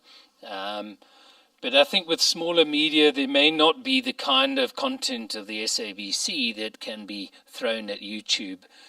But we had an example, just from one community media who hit 20 million views on a viral piece of content, and the contents, didn't earn them a cent. But it may also incentivize local media to put effort into video content that is of interest and interest their community. So it may even be a win-win situation once people know that they're able to monetize, because if they can't, they tell us there's no point investing. So it's just something for you to think about. But I appreciate the openness to thinking about it.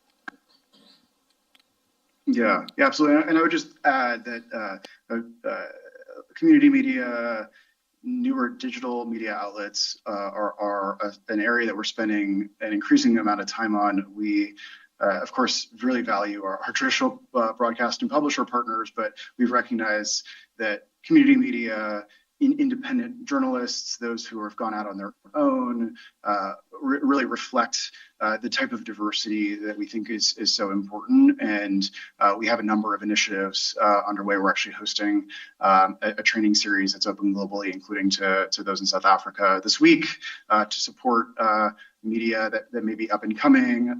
And it's part of a broader effort on our end to help those who may just be getting started in digital video, or maybe seeking to cover a part of the landscape that is less covered by other news outlets, to do so. And so appreciate that feedback, and we'll absolutely look into it. Yeah, and I think it plays into, as I said, the diversity of views, and also to hear news in your own language, because it's probably only the SABC as the only non-English provider that may be in your partnership program. But I just wanted to go then just to the share of ad revenue. So I mean, for long form video ads, the publisher gets 45% net of your costs, as I understand. I mean, I assume that's correct. Yeah. So I just wanted to understand this, because what we've also heard is there's costs to the publishers of getting it into format, getting it on your platform.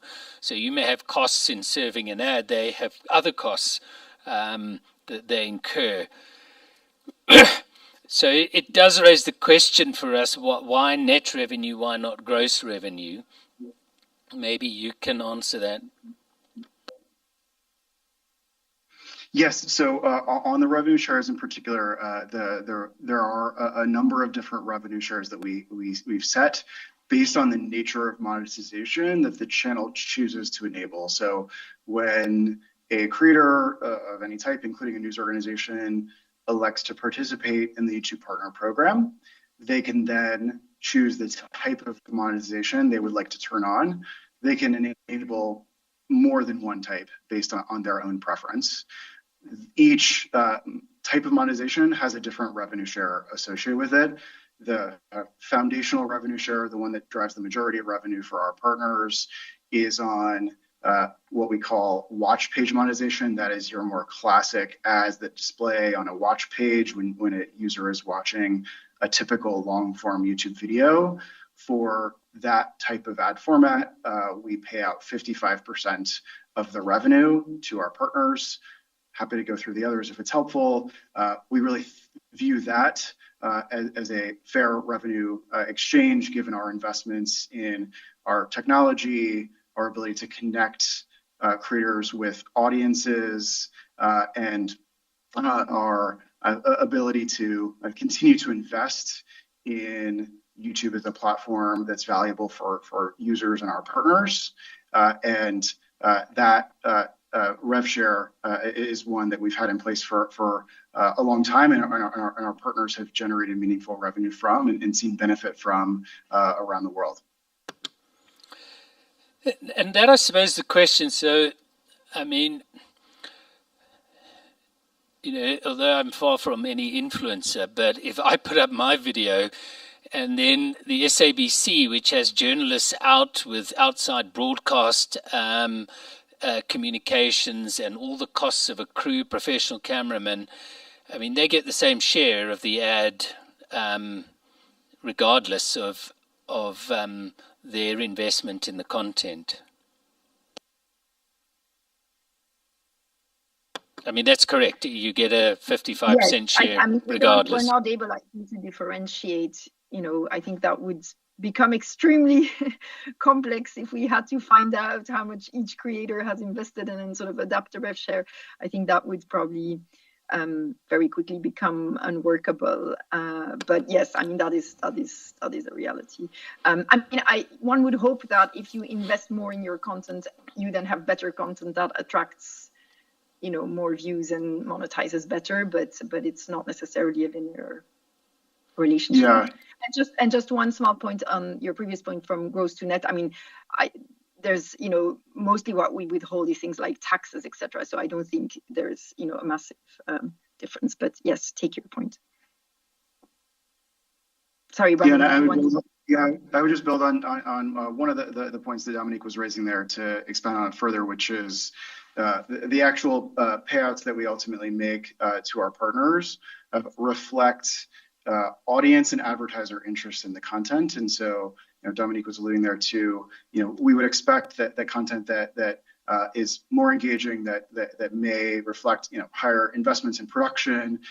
Users may be willing to pay more if they're subscribing, for example, to a channel and paying for a channel membership or contributing through one of the levers that I mentioned earlier. Advertiser appeal for that content may be higher. And so ultimately, we are a part of a marketplace, and the payouts reflect our position in that marketplace, user willingness to pay for it, advertiser willingness to pay for it, and that applies across all content areas, including news. Well, I just want to pick up on that because a couple of things. I mean, the one is then you would drive sensationalist journalism, which is something you don't want to do because you want to create authoritative journalism that also counters misinformation and sensationalization. So forcing people to drive volume of views might create the wrong incentives. But Dominique, I would also challenge this idea that it's impossible. I mean, Google Play, as we heard in our previous inquiry, isolates particular content type providers because of their costs, such as streaming and the copyright that's involved, but the same with video streaming, and charges far less of a commission. So it seems infinitely possible for YouTube to do the same. It can say, all right, this is news. If we are going to be supporting news and not promoting sensationalist news, then we can offer a much better commission, because the evidence, at least from, I mean, the SABC, which has, I don't know how many billion views on YouTube, says the revenue, in fact, is pitiful. So I don't know if you have thought about this. I mean, of course, nothing is impossible, but I think, I mean, of course, it's true that we try to have rules. I think as a global platform, as you say, of course, you have an incentive to, the world, things can become very complex if you start making a lot of exceptions. So I think it's true that on our end, we have an incentive of having rules that are sort of, similar across the board. But as you say, that's not to say that, that cannot evolve in in the future. I mean, one thing I would say is that often market players who invest in content make that content available in more than one place, not just on YouTube. So they will, for instance, have a video that they've made, for their broadcasting channel, and then they make it available on YouTube, but maybe also on other platforms. So, I think that is also something that helps. I mean, that investment is not being made only for purposes of putting it on YouTube, but yes, I, take your point on this. Yeah, and I would just build on that by adding that each of those examples cited of how different business structures operate across the web. The model that we're talking about here is quite unique relative to those, in that, in the example of advertising, that advertising may be sold by Google, meaning we're bringing the ad inventory, we're employing the ad sales staff. It may also be sold by our partners. And in those cases, the models can look different. In the case of our channel memberships or our paid subscription offerings, it's a different revenue share. It's actually higher because in that case, the creator themselves is the primary appeal, and they're creating the offer. And I would just add, across the board, we are operating the infrastructure of our platform, which is free of charge and freely available to users and creators. And so we think the value exchange is one that's fair based on the value that our partners are bringing and the value that YouTube is bringing. Yeah, and I suppose the view from the news media is they don't feel it is fair. They don't have the transparency of your costs and profits, and so they're unable to make that assessment. But I think, something we'll pick up with the next team, but I mean, Google AdTech has exclusive rights to sell on YouTube, so they pick up all the revenue from the advertiser side, from the DSP demand side play as well. So there are multiple points at which Google is also benefiting here. But I suppose the proposition is simple. I mean, Dominique, you say making exceptions, and I know global platforms sometimes loathe making precedent. But I mean, as Paula pointed out, in South Africa and in Africa, YouTube has particular prominence for news. It has particular prominence also for news in people's own language, because it doesn't have the constraints that Google search has, and because of the lower incomes, people are driven towards free options such as YouTube, where they don't have to pay and which may be advertiser driven. So maybe just think about those in your exceptions. I mean, I'm just aware we're almost out of time, so there was just two things. One thing for me.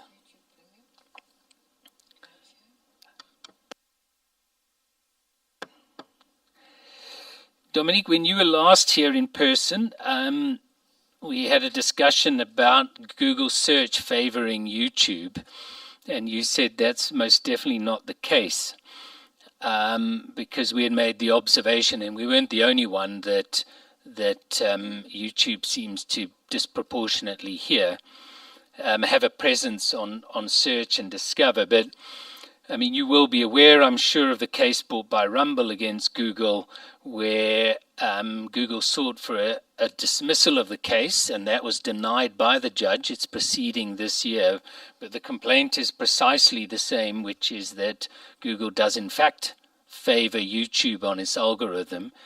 I mean, there's also been investigations by the Wall Street Journal, which came to the same conclusion, that videos that in fact trending on Facebook, but are also present on YouTube when searched for by name, 95% of the time appear first for YouTube, not Facebook on Google search. So obviously that is subject to some dispute rather than assurance that is definitely not the case. I mean, you would accept that at least it's going to be subject to trial, and we'll hear from the outcome of that. So I was not aware of that trial, but I will look into it. But I mean, it's an accusation, obviously, that we've heard before. But what I can definitely say is that the algorithm doesn't favor YouTube as a website.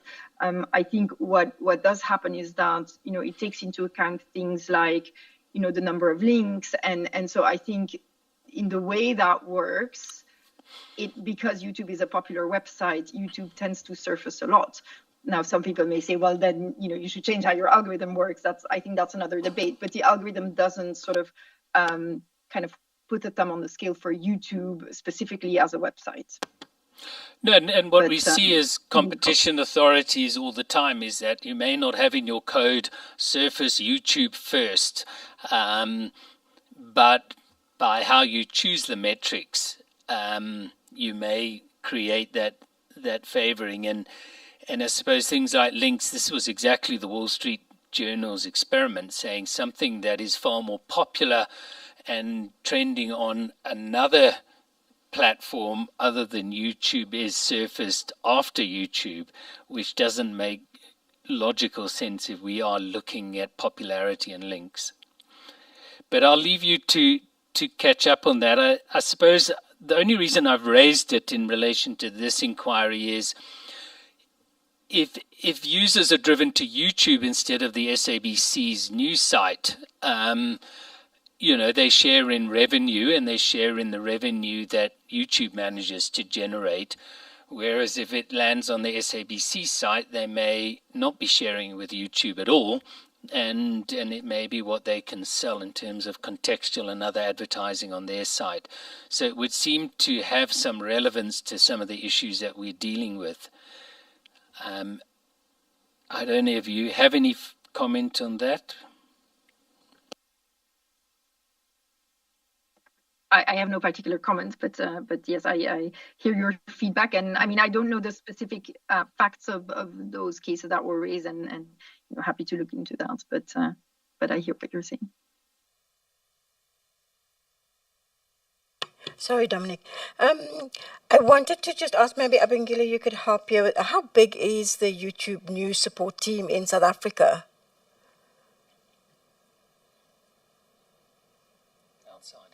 We don't have specific resources in South Africa, but we do have under Brandon's team. Maybe you can specify. Yes. So our news efforts are actually global, and that means that we have team members that are located around the world that work with news publishers. So in certain markets, we coordinate closely with our colleagues across the company at large, and our support model, which kind of ranges from humans, members of my team and our broader team, all the way to ongoing virtual support. Those team members are based around the world to enable us to provide a round-the-clock service and support to our partners that are based in many countries, including in South Africa. If you can't give figures for South Africa, can you give figures for Africa? I think we could follow up there. Does that sound right, Abengile and Dominique? Yeah, I'm sorry, I don't know the figures, but we can find out. Abengile, maybe you may know more. Well, I suppose, for me, the issue really is in terms of how strong African context is within your decision-making process, in the way you decide on different policies, etc. Yes, and I do think Abengile mentioned something earlier about our review processes. I think what we were speaking to is, particularly our news folks, where there's some distinction here between our teams that are supporting news publishers versus our trust and safety teams versus Google overall. And we absolutely have staffing when it comes to trust and safety and content reviewers that are experts in vernacular languages and South African context. Abengile, is there anything else you would add there? And I would say from partnerships broadly, we do have support from YouTube as well as YouTube Shorts with oversight in South Africa as well. And then just very, very briefly, because I know that we're almost out of time, you submitted that YouTube works within the broader Google News Initiative program. And so can we confirm that it's about 300 million that has been spent there since 2018? And, is that right? Yeah, so that reference is from the initial launch of the Google News Initiative.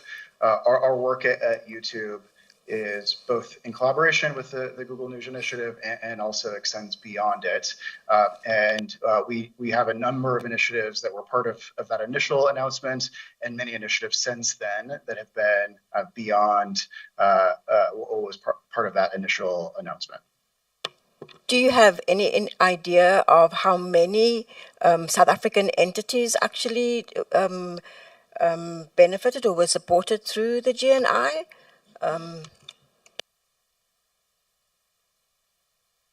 I seem to recall, I think we provided answers on that in our RFI response, I seem to recall, but I don't know those by heart.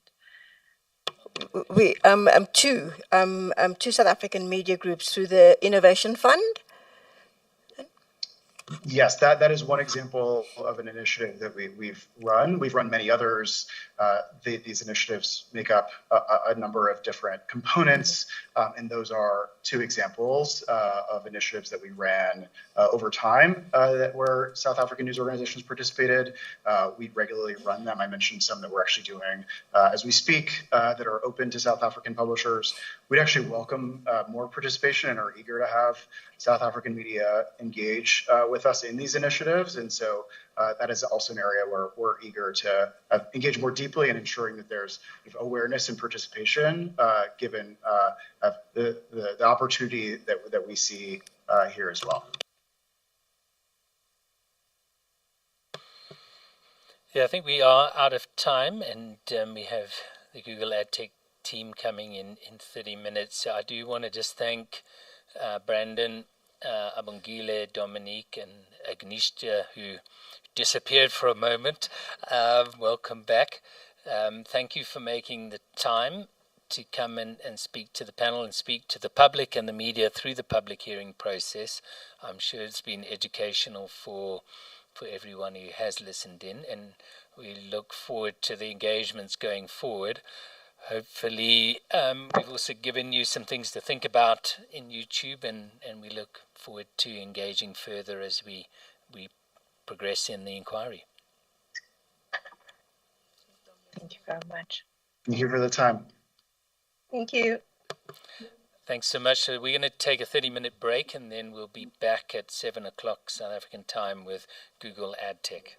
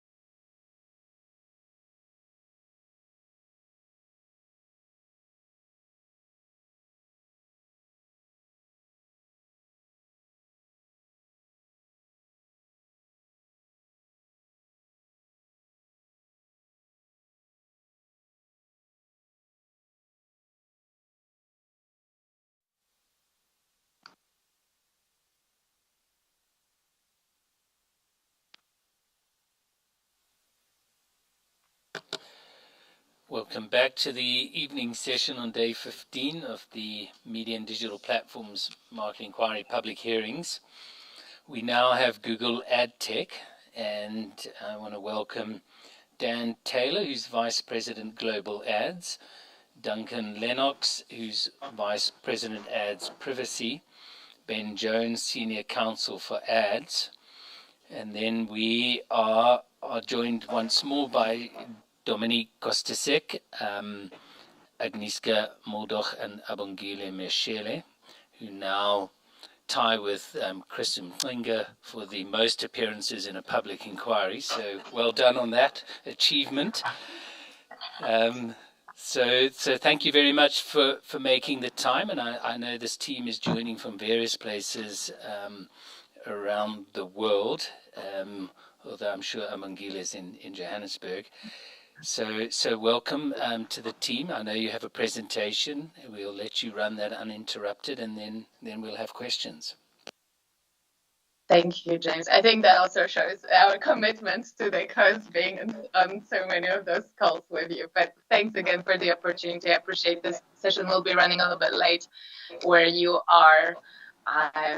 But yeah, thanks very much. I think maybe just one point before we start the presentation. We have Dan Taylor, who is the Vice President for Global Ads. He will be speaking about the role of AdTech and how it has evolved, and the competition that exists in the AdTech ecosystem. And we also have Duncan Lennox, Vice President for Ads, Privacy and Safety, who will then speak about the transparency in AdTech. And we have just one technical aspect. Dan will need to drop off at 90 minutes, but you have a room full of experts who will hopefully answer all your questions afterwards. Thank you so much.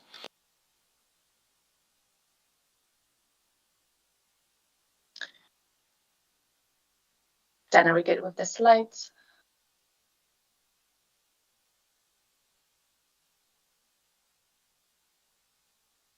Yes, can you see some slides?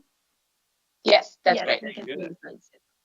I cannot. Hello, everyone, and thank you for the opportunity to speak today and to open up this part of the hearing with a presentation, if you will, to sort of frame up our understanding and our experience in the ad technology landscape. And I know we've had some dialogue in non-public settings, and I thought it would be useful for us to repeat some of that content here. So thank you for that opportunity. And so I will just take a few minutes to do that and then look forward to the dialogue. So the four things we're planning to cover in this short presentation are, first of all, the role and value that we believe is provided by ad technology, or AdTech for short, how we've seen the ad technology stack evolve over the years. I've had the good fortune of being in the advertising industry for over 30 years, and over half of that now in the digital advertising space, and a lot has changed over the last several years. And so take you through a little bit of that evolution. And then finally finish with some points on how competition manifests in the ad tech ecosystem in ways that are simple and in ways that are complex. And then I will turn it over to Duncan, who will talk a little bit about the transparency initiatives that his team has been leading as part of the ad technology offerings that we provide, as well as the initiatives we're trying to further in the ecosystem overall. So with that, I'll first go with some context. And so this slide shows the size of the publisher industry in the context of the ad technology stack. And so while today's, or this portion of the hearing is about ad technology, it's really one part of a much larger advertising ecosystem, even within digital. And so in the context of the ad stack, based on publicly available information, generally speaking, there's a shortage of market-wide data about the South African market specifically, so we're utilizing this IAB study. Now, generally speaking, publishers can choose to sell their own inventory directly to advertisers, which I'll get into in a bit.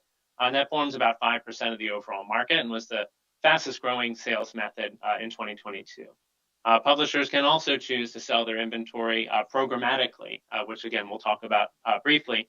And that forms about 1% of the market. And this holds several benefits to both advertisers and publishers, which we'll talk about. But generally speaking, when we talk about the ad tech landscape, we're really talking about the slices that you see here in color. And so publishers can utilize programmatic for auction-based buying, as well as guaranteed deals between direct sold inventory. And so we'll talk a little bit more about how the ad tech landscape contributes to this part of the advertising ecosystem. Excuse me. So generally speaking, we think about four main tenets when we talk about the ad technology landscape. First of all, ad tech helps connect publishers to buyers of inventory that they would otherwise not necessarily meet or be able to engage with directly. Second, revenue generated from digital advertising really helps cover publishers' costs. And so while we talk about this notion of publishing, whether it's in news or entertainment or in healthcare or in how-to, this notion of publishers being able to support their content creation and their business through advertising is the predominant method of economic model on the web and has been since its inception. And so in addition to that, thirdly, revenue streams from digital ads help to fund new entry by publishers of all sizes. So everything from a small business starting out in their garage who wants to be able to support their passion through advertising funded business model can get started really quickly. It also allows news publishers of any size to compete with larger players through an ad-supported model. And so I'll talk through a little bit about how the ad technology model has evolved over the years and the reasons that we're really invested in it as a company. So at its simplest, if you'll bear with me, advertising is about publishers who build content for audiences and sell access to those audiences to advertisers. And so again, I've worked in advertising my entire career. I've definitely worked on the publisher side of the house. And my job was to go out and find advertisers interested in gaining accesses to the audience that my publication created. And so sales teams were designed to sell ad space directly to advertisers. Very simple concept. But one of the things that we found in traditional media as well as in digital media is this notion of not necessarily being able to find all the advertising demand to fill the publisher inventory that's available. And certainly in traditional broadcast media, this was commonly done through ad networks. This option still exists in digital today. This is highlighted in gold here. Ad networks generally aggregate unsold inventory from publishers to sell to buyers. And again, these are often ones that the publisher doesn't already have a relationship with. And likewise, ad networks perform a service for advertisers as well by aggregating that demand and that supply to help publishers sell their inventory. There are some examples of ad networks in the digital space, although there are hundreds more. These are just a few that are representative. Google's offering within the ad network space is called Google AdSense. Now, ad networks earn revenue much like a salesperson earns commission for bringing advertiser demand to the publisher. Now, as the digital landscape evolved, the number of publishers, the number of advertisers, and the ability to match that supply and demand scaled really rapidly. When you think about the global nature of the internet and also the increasing amount of time that consumers were spending online, finding and discovering and learning about new things online. And so this introduced a plethora of opportunities for publishers to reach audiences and a plethora of opportunities for advertisers to reach those audiences. Now, as demand sources started to scale for publishers and advertisers began to work with multiple publishers, including those they had direct relationships as well as those that they hadn't had direct relationships with, this introduced the notion of the ad server, which you'll see in blue and green on this slide. Now, for advertisers, the ad server is a means to streamline ad delivery to many publishers and also to verify that the ads ran. Now, in a simple direct advertiser and publisher relationship, that isn't as necessary or as critical. But when you're scaling to many different publishers at the same time, this really made it easy to traffic ad creative as well as to verify that ads were running. And that's the main function that a advertiser ad server provides. Likewise, on the publisher side, ad servers are helping deliver the best yield for a publisher from all different demand sources, as well as manage billing. And they do this for an ad serving fee. And so again, if you think about publishers having demand sources that they're cultivating directly through a sales force or indirectly through ad networks and often multiple ad networks, the ad server really helps decide what's going to benefit the publisher the most in terms of driving revenue. Now, publisher ad servers really enabled websites to manage all these sources of demand and decisioning. And again, here's a sample of some ad servers in green there, among many more. Google's offerings in this space for advertisers is called Google Campaign Manager, and Google's offering on the ad server side for publishers is called Google Ad Manager. Now, around about 2010, 2011, even more technology started to develop. And so you think about the proliferation of broadband internet as a great example. And as increasing technological innovation started to develop, new tools were created to help even more effectively and efficiently drive results for advertisers in terms of finding the relevant audience, and also driving effectiveness for publishers in terms of finding the best buyer and the best value for that inventory. And so as technology improved, the industry developed a more real-time way of buying and selling these ad impressions that a publisher wouldn't necessarily sell directly. Now, this was called aptly real-time bidding. And this includes two main ingredients and two types of technology that developed. Demand-side platforms were developed for advertisers to buy inventory, and sell-side platforms were developed for publishers to sell unsold ad inventory and transact in real time on an ad exchange. And so you see that represented in the blue and green cogs in a wheel, I would say, on the slide there. So with that baseline in mind, I'd like to direct your attention to a couple of points. The first is how common it is in the industry to serve both advertisers and publishers. As you can see on this slide, many firms with competing ad tech businesses, such as Amazon, Comcast, Criteo, Microsoft, and yes, Google, offer ad platforms and tools like ours that cater to both advertisers and publishers.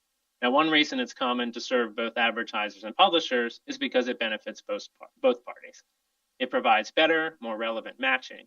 Integrated tech stacks make it easier to provide high-quality connections, and it also offers more precise things around measurement and fraud detection. End-to-end tools that are built on a single infrastructure and share ads quality features enable a better and more effective ads use case that help protect users, help drive more value for advertisers and more value from publishers. And it also enables lower fees. In many cases, these integrated technologies allow shared infrastructure that allowed us to provide those services for a lower fee. Now, while I'm on this point, it's worth noting that while we offer tools for advertisers and publishers, in our RTB product in particular, we run a fair first price auction or the highest bid wins, regardless of whether that bid came from Google or from a third-party buyer. And so while I've just spoken about the benefits of an integrated technology stack, it also does not preclude, in fact, it encourages interoperability. Google doesn't prevent publishers and advertisers from working with their preferred ad tech partners. And in fact, interoperability has become a hallmark of the ads industry. One of the things that has been really interesting as I've spent so much time in the ad technology space is how much publishers and advertisers have enormous choice. They aren't locked into Google products, and in fact, they utilize many different products, often at the same time. An illustrative example of this is around, right now we see the average large advertiser uses more than 3 different buying platforms at the same time. The average large publisher uses more than 6 sell-side platforms. And they transact on over 80 different ad exchanges globally. We actually conducted a specific analysis for South African news publishers, which we thought would be interesting to share here. And so we analyzed 74 total publishers in South Africa, and we saw that 78% of them chose to monetize with partners other than Google. 15 of them use more than 100 different intermediation partners. Publishers such as the Daily Maverick and News 24 use 197 and 135 sell-side platform and ad networks, respectively. Now, this illustrates very tangibly the choice that publishers have to monetize their inventory with partners beyond Google. The methodology we used to conduct this analysis was something called ads.txt, which is an initiative and a public AdTech standard developed by the IAB, which is aimed at combating certain types of ad fraud, as well as providing transparency in the online advertising industry. It allows anyone to see the number and the specific types of ad technology providers that a publisher is using. So to sort of finish up with some of those key points, the key takeaways that I have from the ad tech landscape over the last 15 years are this. First of all, the ad tech system is quite diverse with many different ad tech providers to choose from. Multi-homing is very common for both publishers and for advertisers, and it's extensive on both sides of the ad tech stack. They do so in search of the best ROI. Second is interoperability. Google's ad tech products are highly interoperable at all levels because our customers demand it. When running real-time auctions, for example, it's in Google's interest to bring together as many buyers and sellers as possible so that buyers get access to the most inventory possible and that publishers get access to the highest yield possible. If we weren't doing that, our products wouldn't be as interesting to our advertisers or our publishers. Now, new entrants also is characteristic of this space. Ad tech is very dynamic. Now, while there are a number of dynamic competitors in the space that we talked about on the slides a moment ago, we didn't spend any time talking about how dynamic things are changing in the app space with companies such as AppLovin and Unity and more, or new entrants in the consumer space such as TikTok. Google also anticipates that AI will lead to a number of new entrants in this space. And then finally, innovation. One of the reasons I've stayed in this industry for so long is that the ad tech stack is characterized by innovation, and it continues to evolve for publishers and for advertisers, whether that's on traditional web pages or in apps, increasingly in connected television and more. And so it's a really exciting time to be in this space and anything but boring. Now from here, I'm going to turn it over to Duncan to talk a little bit about how we're making some of the tools and the technologies that are being used in the ad tech landscape more transparent to buyers as well as to publishers. Over to you, Duncan. Thanks, Dan. And just to add my thanks for right up front to the committee for giving us the opportunity to appear before you today and share more information about the ad tech industry and Google's role in it. I wanted to touch a little bit on transparency in the ad stack, something that we spent a lot of time working on and innovating around, both on the advertiser side and the publisher side. We really think that transparency is foundational and critical within the ad tech stack. And a lot of the perceived lack of transparency we see comes from the complexity of the ad tech stack itself. And the fact that, as Dan has just talked about, it involves the use of multiple intermediaries who may not necessarily interact with each other. We also have to balance the privacy of end users as we're dealing with all of this. So as Google, we've responded in a number of ways to enable advertisers to better understand the performance of their ads and for publishers to better understand the revenue that they're receiving from their inventory. So, for example, on the advertiser side, our ad buying tools provide extensive reporting. So just to give you a few examples, our auction insight reports lets advertisers compare their performance with other advertisers who are participating in the same auctions. So key insights include things like impression share, overlap rate, and outranking share. This information helps advertisers make strategic decisions about bidding and budgeting. Auction insight reports are available for search and shopping and performance max campaigns. Another example are first page bid estimates, which approximates what the cost per click or CPC bid is needed for your ad to show anywhere on the first page of search results when a search query exactly matches your keyword. An advertiser's ad could still appear if its bid doesn't meet this estimate, but it's less likely to appear on the first page of search results. And another one on the advertiser side is top of page bid estimate, which approximates the cost per click, or the CPC again, bid that is needed for your ad to show on the top of the first page of search results, again, when a search query exactly matches your keyword. So flipping over to the publisher side, Google Ad Manager provides detailed inventory, performance, and revenue data. So publishers who want additional event level data can sign up for data transfer reports. As Dan already alluded to, Google was an early supporter of the IAB's ads.txt initiative, by which publishers disclose who the authorized sellers of their inventory are.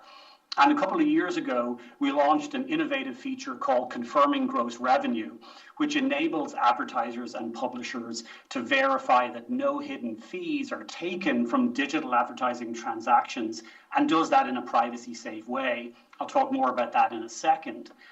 There are hundreds of publicly available Google Help Center articles explaining how our ad tech products work. And this is a much greater level of transparency than Google's ad tech competitors offer. So just diving into then one example that I mentioned a little bit more, Confirming Gross Revenue. This is a tool that allows us to ensure no hidden fees. If somebody could advance the slide for me, please. I'm not seeing that slide yet. Thank you so much. So publishers can confirm their gross revenue by running a revenue verification report and comparing it to a buyer's media costs. So this solution promotes transparency and helps confirm no hidden fees are taken by the demand side platform, the DSP, the sell side or supply side platform, the SSP, or any other intermediary. And the review can be done without risking user privacy or forcing anyone on the publisher or advertiser side to reveal contractual details. So confirming gross revenue is intended for Ad Manager 360 publishers and some audiences like end buyers, so an ad agency or an advertiser who are interested in comparing their media costs with a publisher's gross revenue. The DSPs, the demand side providers, can create a report to show buyers their media costs and fees based on an agreed, what we call revenue verification ID space, as defined jointly with the buyer. And then the supply side, SSPs, can ingest the revenue verification ID space from the DSPs and create a report to show publishers their gross and net revenue broken down by revenue verification ID. So just to give you another example or a taste of, on the next slide, of the data that Google is sharing with publishers, you can see some of it here through Ad Manager reporting. We provide granular reports to help publishers understand the value of their digital inventory, which advertisers bought ad space, and which strategies were effective. And the reporting tool within Google Ad Manager provides easy and granular access to all of the account data that publishers need to create actionable insights and successfully manage their ads business. And publishers can configure a range of dimensions and metrics to customize queries, generate reports from predefined system queries, and easily schedule and share query results. Publishers also receive an invoice from Google that gives them an itemized list, which displays revenue from both AdX and third-party exchanges separately. Publishers are then able to use yield group dimensions and metrics that are available in Ad Manager reporting to itemize the revenue per exchange or yield group. And we also offer an optional Ad Manager data transfer service, which provides even more granular reporting that relates to the monetization of a publisher's ad impressions and non-aggregated pseudonymous data from advertising campaigns that have run on the publisher's website. This service is available for an additional fee. However, if the ad is non-personalized, I just wanted to point out, because the user did not consent to personalized ads and to protect user privacy, certain data transfer fields, will be blank in that case. So hopefully this gives you a little bit of a sense of all the work we do to ensure transparency for both advertisers and publishers. So thank you, everybody, for listening to Dan and I present, and we'd love to turn it over to your questions.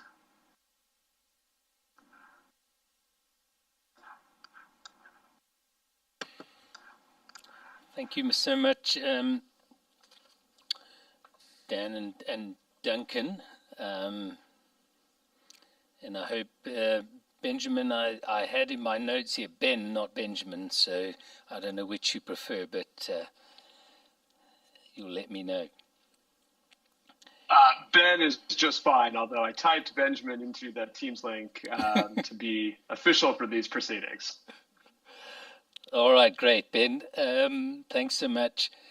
I mean, I just want to pick up and go through your slide deck a little methodically, and I think it has been useful. But just starting with the first aspect where you say publishers, and I just want to be clear, Dan, when you say publishers, it's not just news publishers, it's all website publishers, as I understand. Is that right?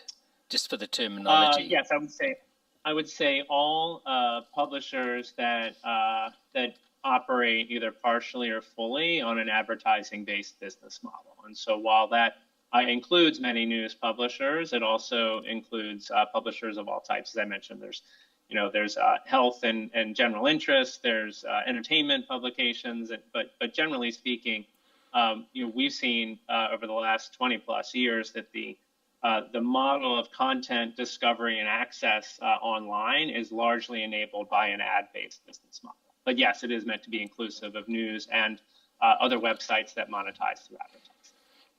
All right. So just so we're clear, because I think just for the audience, that can be a terminology that is confusing, but it's any website, including the Commission's website, although I think we don't monetize. I'm not sure if you're selling ads on the Commission's website, but if you'd like to, let us know. Yes, well, I think we're still at least assisting YouTube tonight, so that is to your benefit. I mean, I am struck by, I know you wanted to point out that we're only dealing with a tiny part of AdTech, but I mean, it is striking that all of the websites in all of the web account for 9% of advertising. I mean, doesn't that strike you as a rather small number? And that. Well, my understanding of the IAB study is that is focused in on the what we would call the programmatic advertising landscape specifically, and so these are ads revenue that is transacted using ad technology, such as the demand side platforms and the sell side platforms that I described. And I think generally what I would take away from that is that the predominant advertising sales model on the web is based on direct sales. And that is all your social media companies, YouTube, Google ads. I mean, they make up the bulk then of the advertising.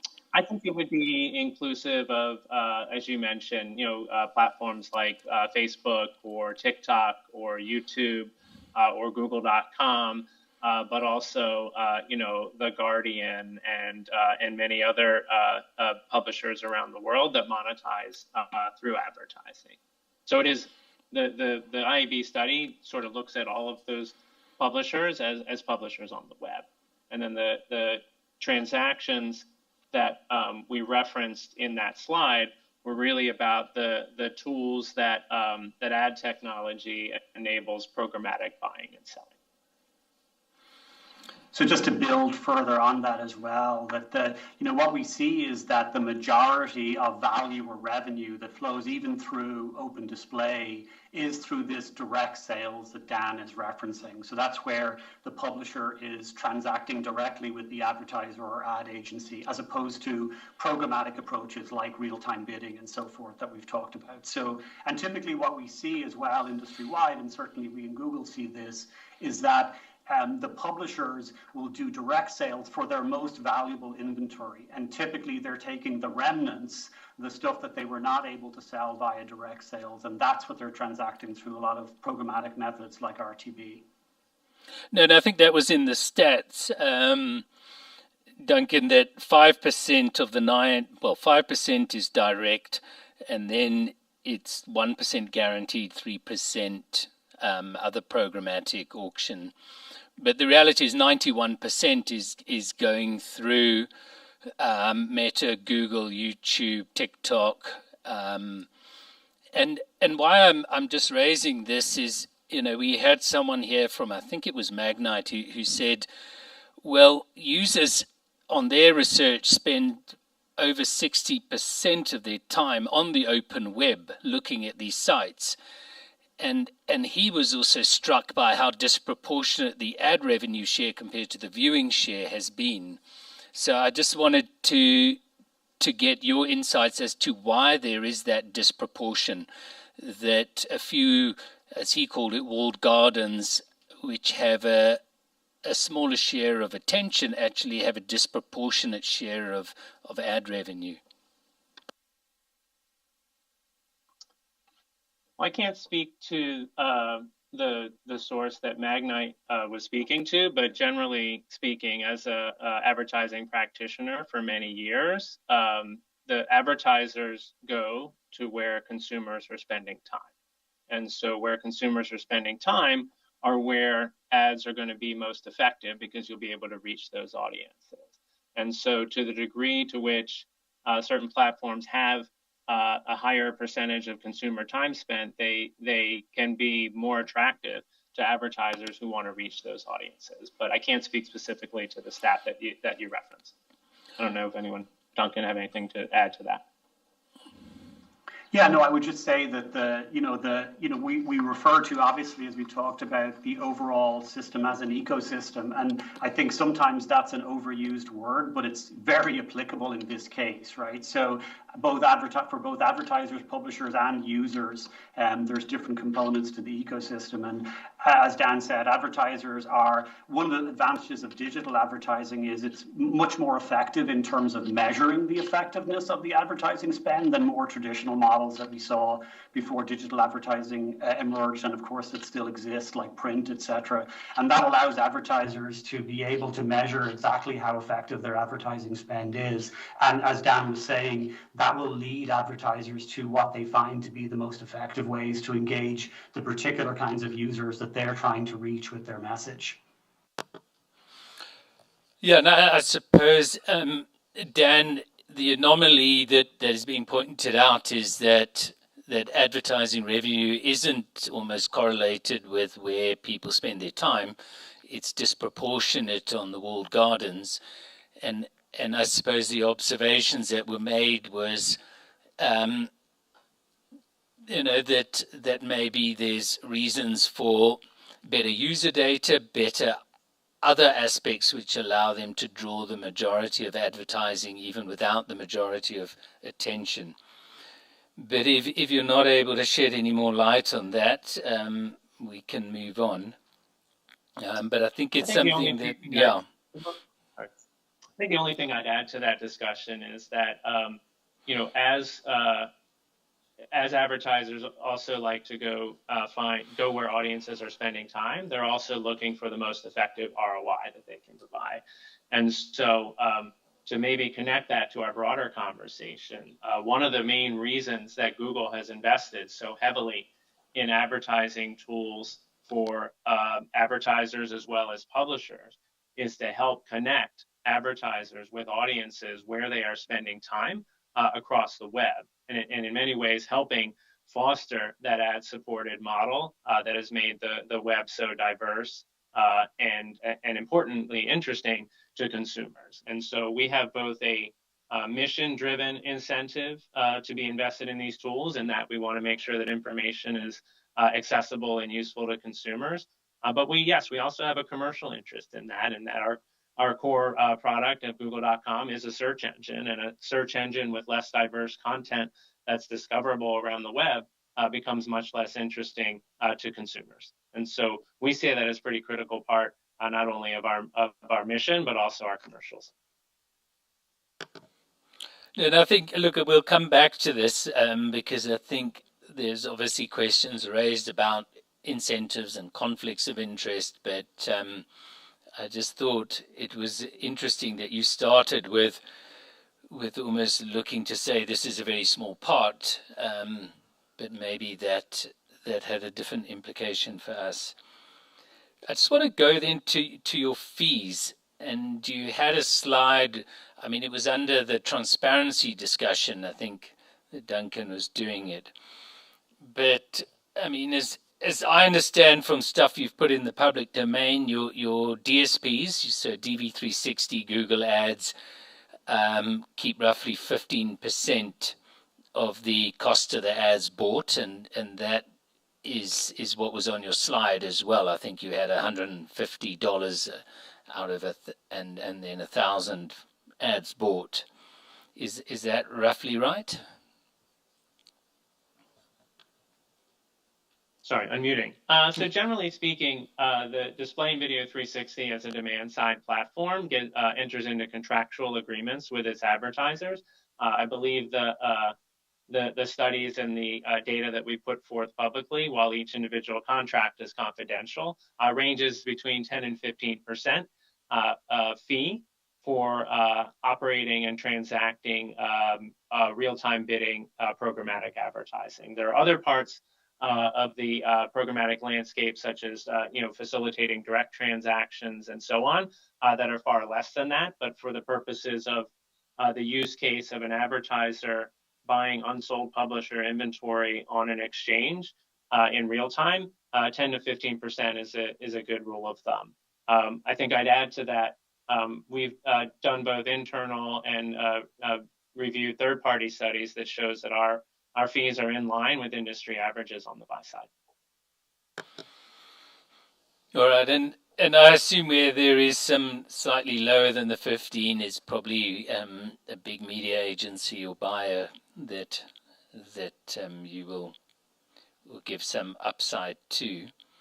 Then on the ad manager side, the SSP, so the actual SSP function of selling the ad. And again, this isn't your direct sales, so I'm just looking at the programmatic. You have 20% fee. That was on your slide, and I think it's in some of your publicity as well. So generally speaking, again, in the use case of helping facilitate the sale of unsold inventory to buyers at in real time that a publisher doesn't have a direct relationship with in that arrangement, 20% is a good industry average, as well as what Google charges.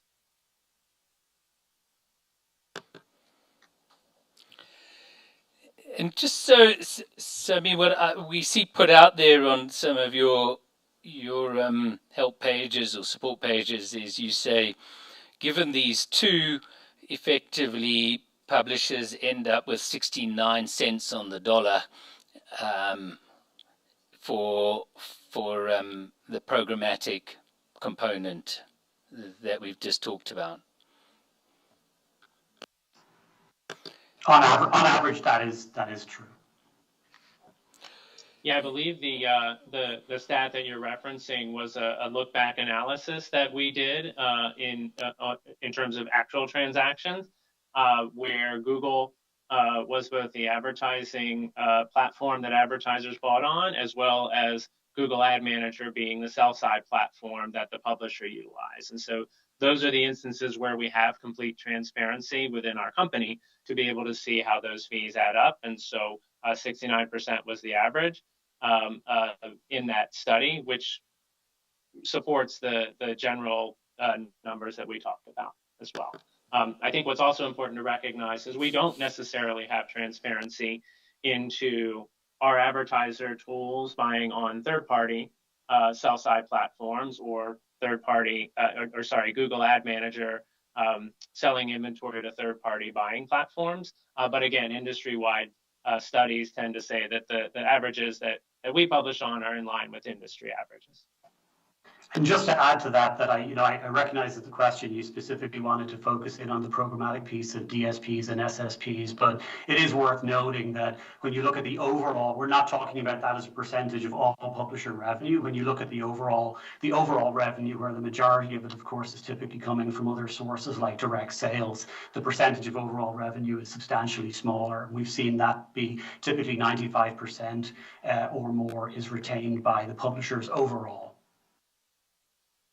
Actually, Duncan, the 95% that you're referring to, I think, is a specific study that we published when we reviewed all of the transaction types for the top 100 publishers that utilize top 100 news publishers that utilize Google Ad Manager. And it was a similar line of questioning that we had here, which in terms of there's a programmatic part of the business, which is in particular for large news publishers tends to be a smaller share of their overall ad sales. And so looking at the complete picture is where that 95% number came from.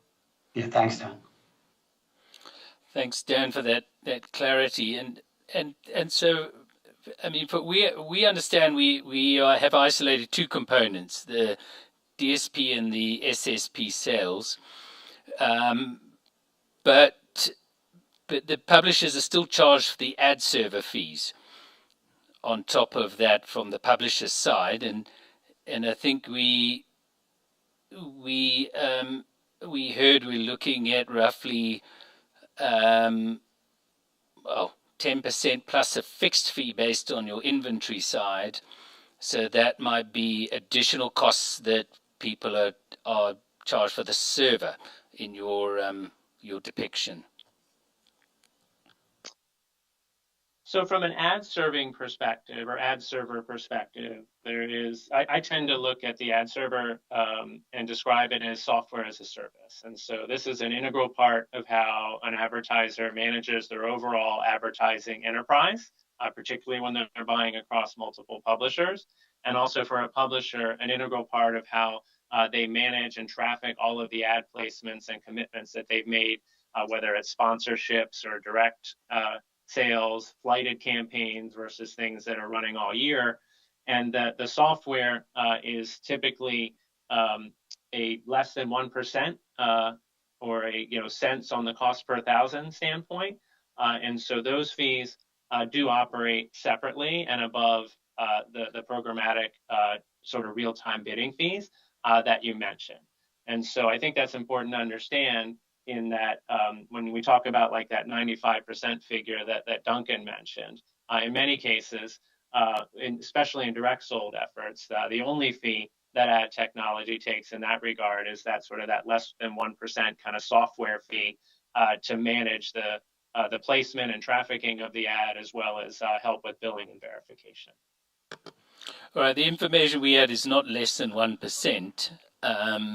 The information that we are getting from publishers, and maybe they're not the giants of the world, but is closer to 10% plus a fixed fee on top of that. I think certainly. Yeah, no, I'm not just, we'd be happy to take a look at those specifics and get back to you on them. Certainly what we see, I think, consistently is what Dan just said in terms of 1%. And the take rate that we talk about in the studies that we were referencing, where it's approximately 30% overall, includes those ad serving fees already baked into that approximately 30% or so. But we'd be delighted to dive deeper in and come back to you on those specific numbers that you're hearing, but not consistent with what we see.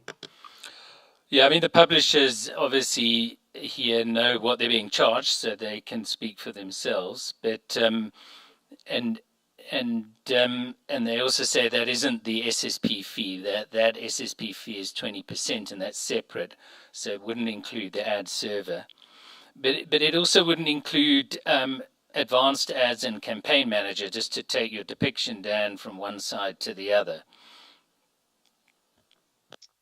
So I can say with near certainty, without knowing the specific use case or what ad server they're using from a publisher or advertiser side. But from Google's perspective, I know of no advertiser paying a fee that even approaches 10% for use of our advertiser ad server. And I don't know of any publisher instances that are paying near to 10% on a publisher ad server.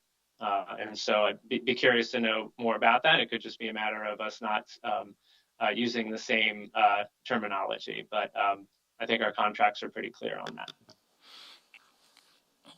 Yeah, and maybe we're just small down here, so maybe we don't get the benefit of that. But I mean, I'm right in saying that it won't include the campaign manager, so the ad server on the advertiser side, as you put it. And as we understand, also your advanced ads, which are anything like dynamic video, audio, you also charge an additional 12 cents cost per thousand, and it wouldn't include that either. The 30%.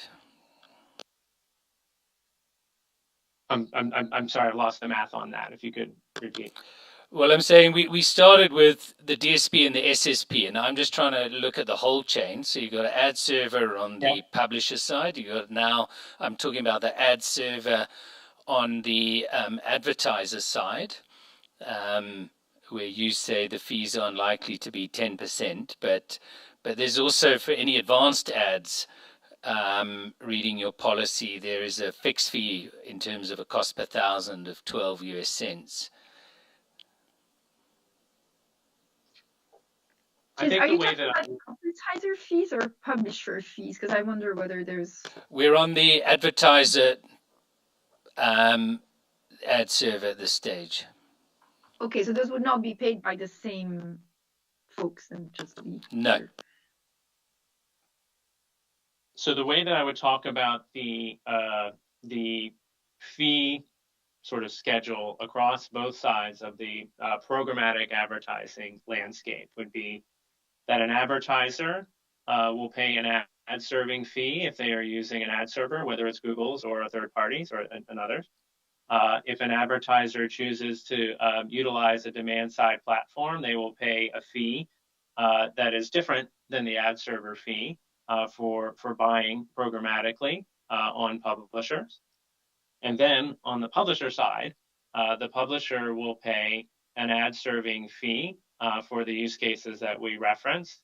And the publisher would also pay a fee to the sell side platform for programmatic advertising sales. And so in that notion, there's 4 different points at which fees are charged, either by a buy side provider or a sell side provider. No, that's our exact understanding as well. So thank you, Dan. And then what may be not part of yours or other AdTech is, of course, a media agency fee. And we've heard from a number of media agencies, and their fees may also be in the sort of 5 to 10% range, depending on the value add they bring and the service they bring. Yes, I can't speak to specific advertising agency fees other than that is the entire business model of the agency is charging a fee for their services, whether it's creative services, media planning and account strategy, or media buying and placement. And so, yes. Yeah, so the reason I just wanted to go through this is one can take the very narrow view of the DSP and SSP, or one can take the broader view. And look at the whole chain, which people go through, and I think we hear for many of the advertisers, at least, a media agency and the expertise has become critically important given the complexity of the advertising space. But when we do the maths, when we include the whole chain, we're coming to less than 50% makes it from the advertiser through to the actual publisher once all of those fees are accounted for. And it can be anywhere from 40 to 50% depending on the assumptions you make around the fees at each level. I don't know if you want to comment on that. Well, I don't think from an ad technology standpoint, I would associate a 50% fee. I think taking half a step back to just my time on the traditional advertising landscape, agencies have historically taken commission for media buys that they place on radio, on television, on newspapers, and more, and they take that from the advertiser, right? The salesperson that sells the inventory for the publisher typically gets a commission as well. The ad tech landscape has typically been a part of helping facilitate a lot of these transactions where you don't have a direct sales force. And so this is where we talk about a lot of that programmatic transactions where you are introducing buyers and sellers through the use of technology. In many ways, is akin to a sales commission for the technology services that are provided to bring demand that a publisher wouldn't be able to attract independently or hasn't attracted independently, as well as inventory or supply that an advertiser is not discovering on their own. And so we think that the fees that are charged in the ad tech landscape part of the transaction are mainly focused on that unique value add that they bring. And again, I point to the fact that our fees are in line with industry averages, and both from our own observation as well as through third-party studies. No, and we're also familiar with the traditional, in fact, because there was a price fixing case in amongst the media buyers. But it was around 16% in South Africa for most of that. I suppose, Dan, the point I just wish to make is there are many intermediaries, and yes, ad tech may not be all of it. It's a large chunk of it.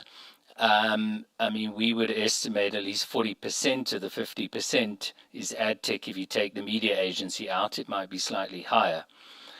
But from a publisher perspective, their concern has been this vast gap between what goes in at the one end from the advertiser and what comes out on their end. And it's not just what goes in and out of one particular component of the chain. Yeah, I would just say overall, I think we would respectfully disagree with the 40% number. I think the 30% number for the ad tech components specifically, and all of the ad tech components, is what we see. And this is something that, a number of other competition authorities have looked into in detail and found to be fairly consistent industry-wide and so forth as well. And a few of the components that you're mentioning, like, for example, the ad agencies where they're involved in creatives, this is obviously part of creating the ad in the first place. It's not, I don't think, part of the dollars that would go to anybody else, whether it's the publisher, because the ad itself has to be created. So 30% is more in line with what we see, I think, fairly consistently for ad tech. Yeah, and sorry, we've been plunged into darkness over here, but we're at least still online. So if you're just seeing a black screen, then I apologize. Maybe you can vaguely make out my face from the computer screen, but we'll fix it. I think someone just switched off the lights. So I think, one can... The whole purpose of the exercise is really to see the full chain, and we can dissect and all of that. I think the ad servers, we can discuss whether it's in or out the chain. But what I think is interesting is that your IAB PwC study, at least the 2020 version, came out with a very similar number to us. They came out with 51%. They've subsequently revised their methodology to remove the media agency component so that they could uplift the share. But it's not dissimilar to where we've come out. And as I said, I haven't even included some aspects as well.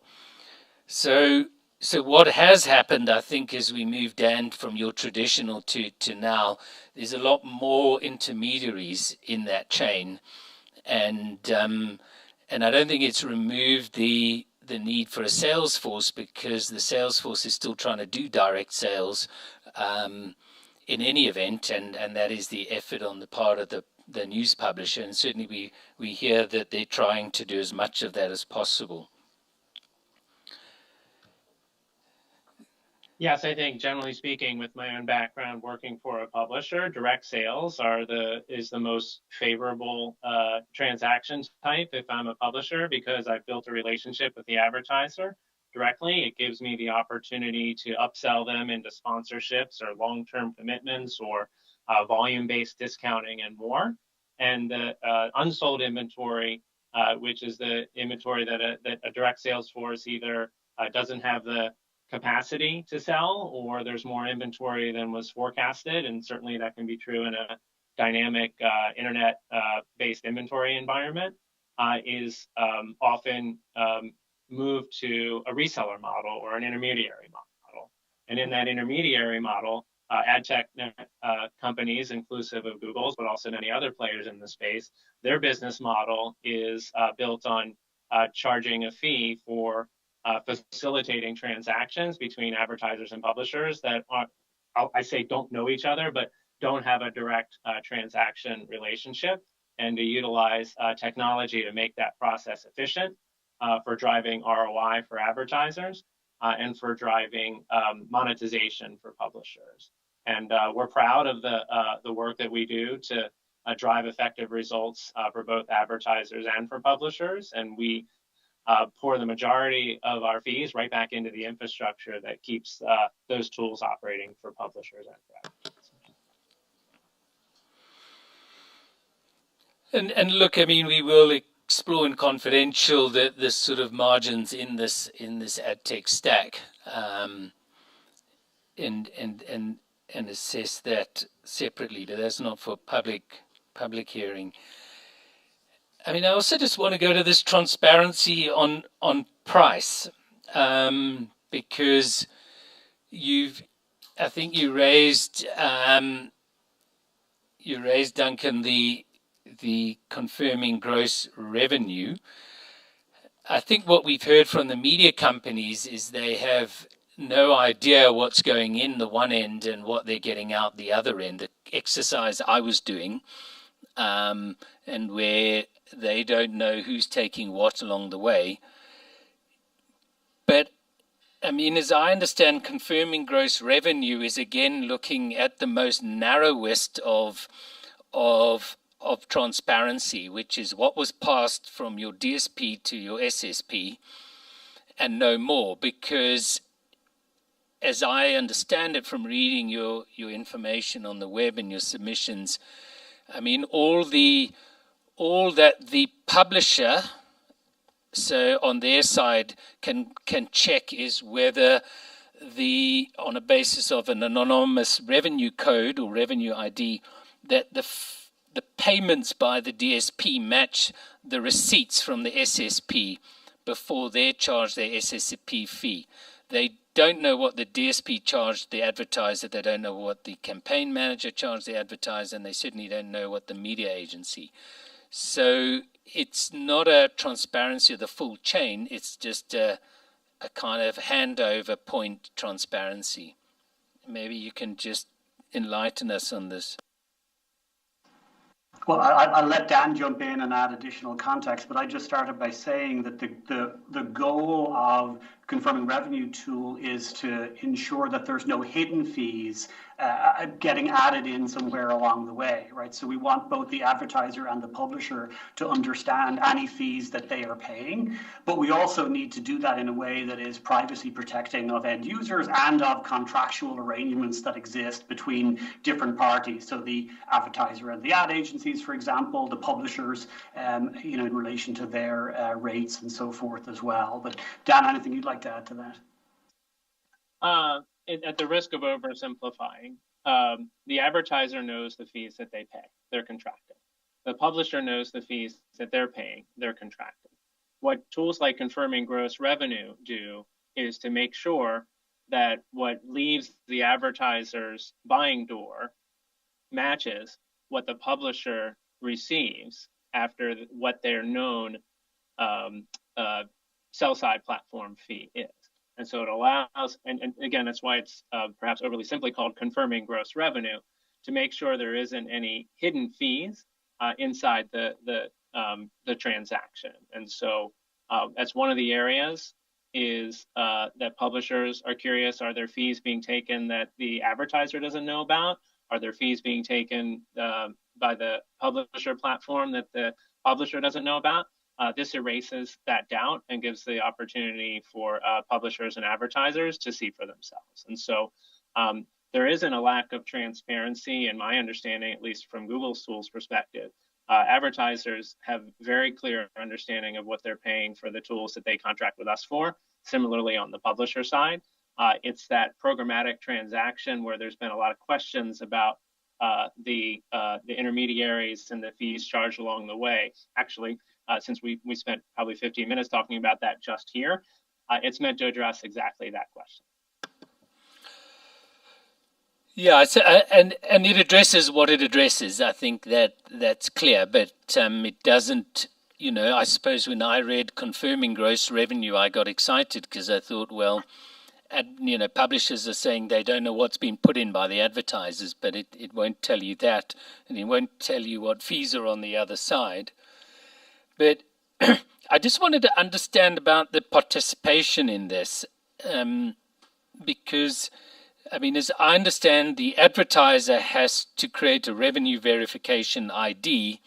Is that voluntary, or is this a requirement?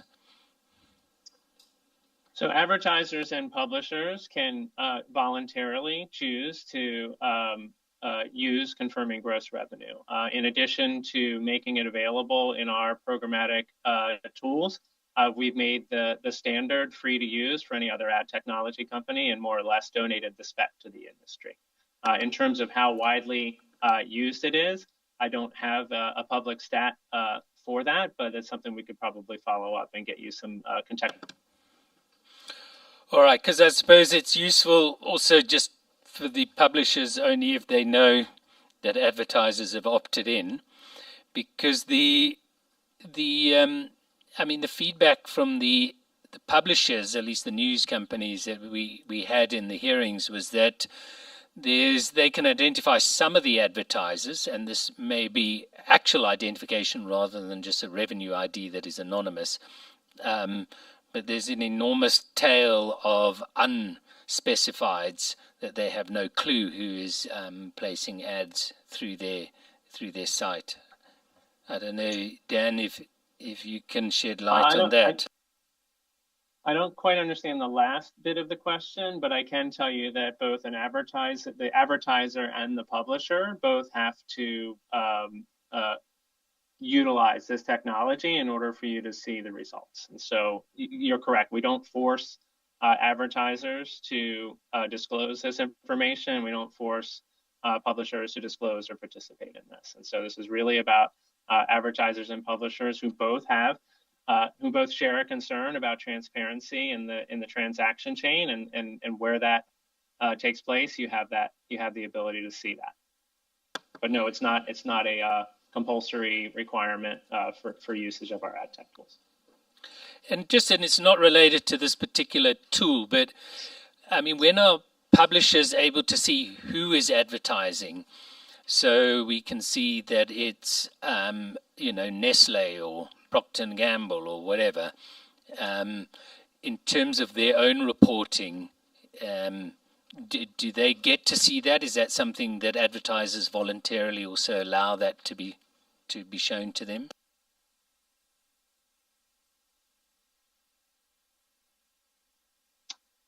So my understanding of the question to be, can publishers see what advertisers are advertising on their site? The answer to that would be yes. Yeah, so it's which advertisers, I suppose, that they can see. Yes, correct. All right. So, I mean, we've got the revenue confirmation, which is anonymized, but you can also see sometimes who's actually advertising. Yeah, in fact, I mean, that's a lot of what the ad server helps provide is verification that the ads ran on both the advertiser side and the publisher side, which assists not only in trafficking creative, but also in things like billing. I will point out that there are some instances where publishers will choose not to share their specific information back to the advertiser. I think that's a minority use case, but often that's a feature that's available to publishers using sell-side platforms if they are worried that selling their unsold inventory at a price less than they're getting from a direct sales perspective could be used against them in a commercial negotiation from an advertiser, if that makes sense. And hopefully we're a little more visible now. You know, this is a uniquely South African problem. Well, I didn't apologize earlier for getting up and getting my power cord because my laptop was about to go dead. That's what I was doing. Thanks, Dan. I mean, we have seen that in response. I think I always get confused whether it's to the DMA or the DSA in Europe. You have introduced additional price transparency in at least DV360 and Campaign Manager, but that is unique to the European Economic Area. Is that right? Yeah, we of course we comply with the laws of the territories in which we operate. So as part of some of the European Union regulations, we have provided some additional options as required.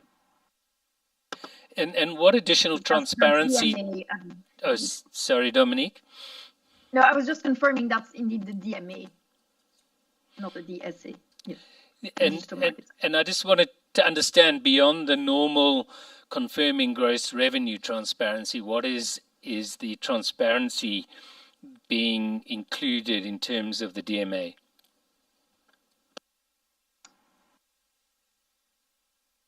I would have to get back to you with the exact details of what the additional items are, unless somebody else on the call has that answer. I do not have that off the top of my head. I do know that it's an opt-in, and it doesn't force, for example, advertisers to share fees, for example, with publishers. Some of the examples that Dan was just giving. Yeah, I would defer to the EU experts on the Digital Markets Act and Digital Services Acts, but I can tell you that there are transparency provisions that are within the spirit of tools like confirming gross revenue that make it possible for publishers and advertisers to get more detailed information that they can utilize through. I think it's an export out of their software tools that they're using. I don't know, Dominique, are you able to? So I'm not a DMA expert on these specific articles, but you're right that there are sort of two. I think there are two articles in the DMA that sort of address this, and I think so. Advertisers buy-side fees with publishers, I think they have to consent. But there are indeed two specific articles in the DMA, and I'm happy to check with my colleagues to sort of provide you more details on sort of exactly how we are complying with those. I don't know the full details of that, I'm afraid. Yeah, but happy to provide you. So maybe I can help here just a little bit. I mean, so you need to provide, or you are providing on a daily basis for each billable event level, the ads shown on Google, including the total amount paid to Google, so the entire amount, the buy-side auction fee, and some of the other pricing to create this payment. So it is a deeper look into the fees going through. I had a question there. I mean, why is this only rolled out in the European Union? I accept that they have a law on it, but if you're driving transparency, why do we want to limit the transparency for the rest of the world when you've developed this tool already? So it's just an oddity that I just wanted to find out from your team why.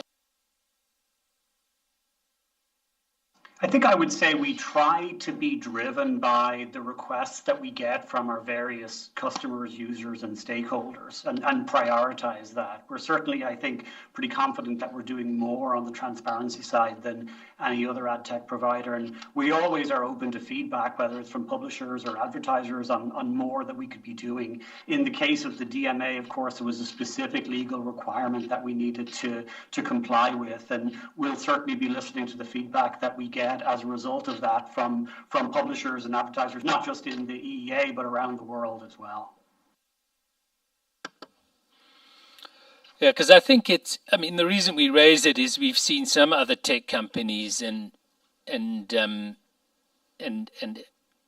probably less so Google, but in response to a finding in one country, they roll it out globally. I suppose acknowledging that it's likely to be a global issue, and because you've designed something for your platform, it should be relatively easy to roll out, unless you tell me otherwise. Well, I think firstly, I'd say just technically at the scale that we operate, it's all complex, so rolling out is non-trivial, regardless of the number of territories we're talking about. I mean, again, overall, I'd say we want to make sure we're always complying with the laws of the lands in which we operate. There's also a number of privacy constraints that we have to balance as part of all of this as well. And as I was mentioning, we listen to the feedback we get on these things. So we try to be very deliberate and thoughtful about it and make sure we're promoting the transparency needs of all the parties involved, which of course has privacy considerations as part of it as well. No, I appreciate that, Duncan, and maybe you can listen to what's come through already in these public hearings about what at least South African publishers are saying. I did want to go back to direct sales, because you did flag for me correctly that when we were talking fees, it wasn't direct, it was programmatic.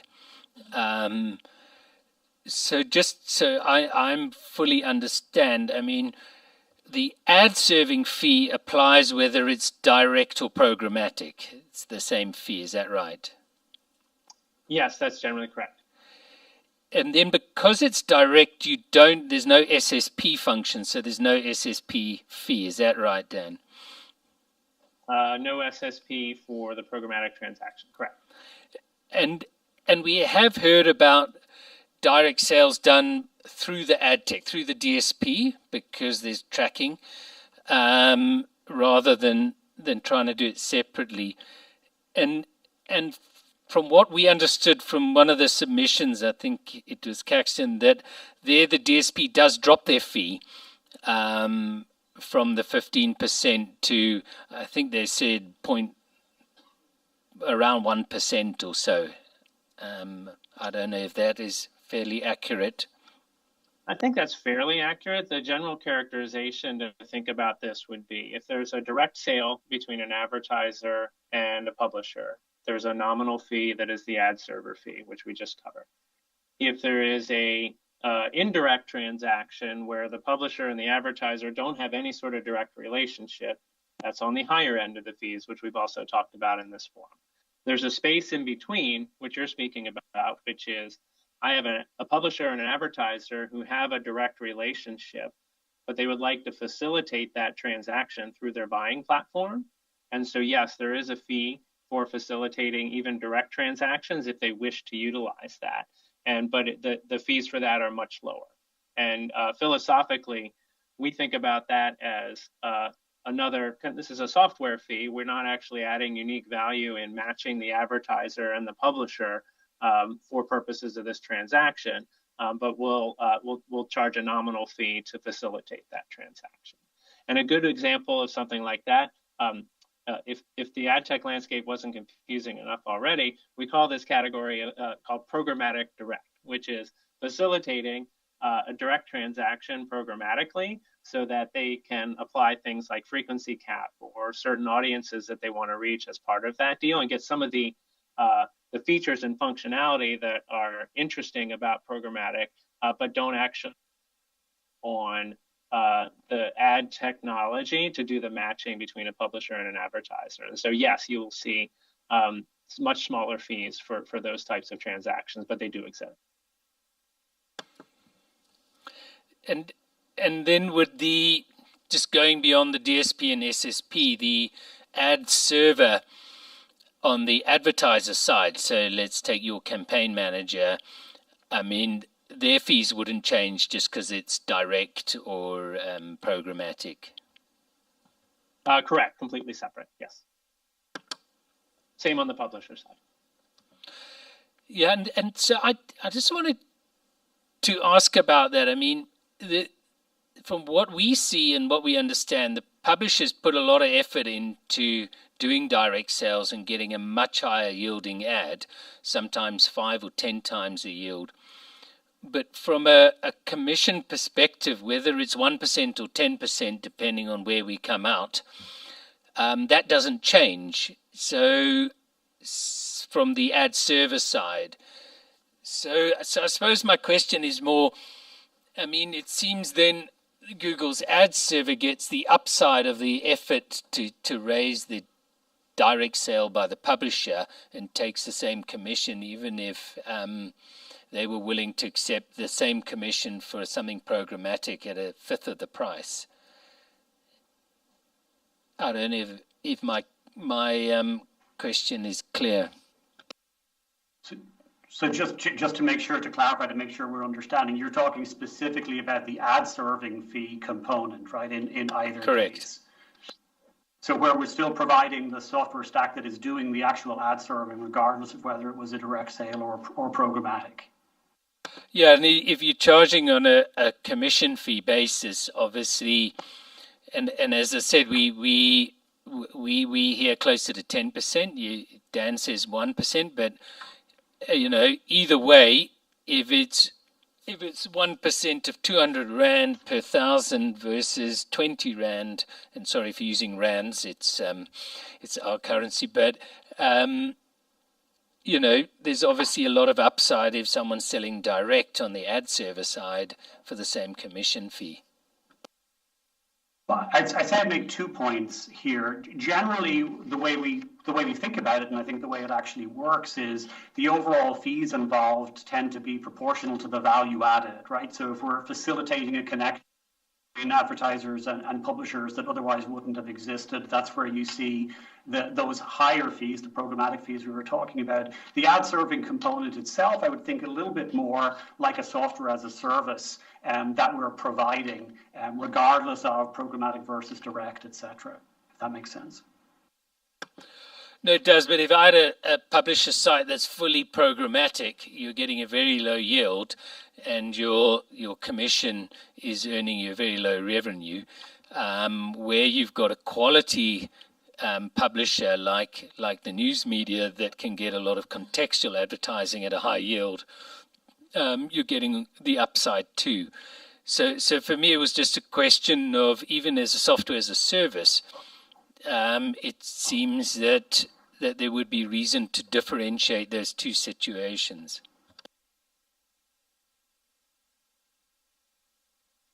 I think I understand the point. So let's take for a moment the publisher side, where publishers pay, again, I keep using the phrase software as a service because I think that's the most apt analogy.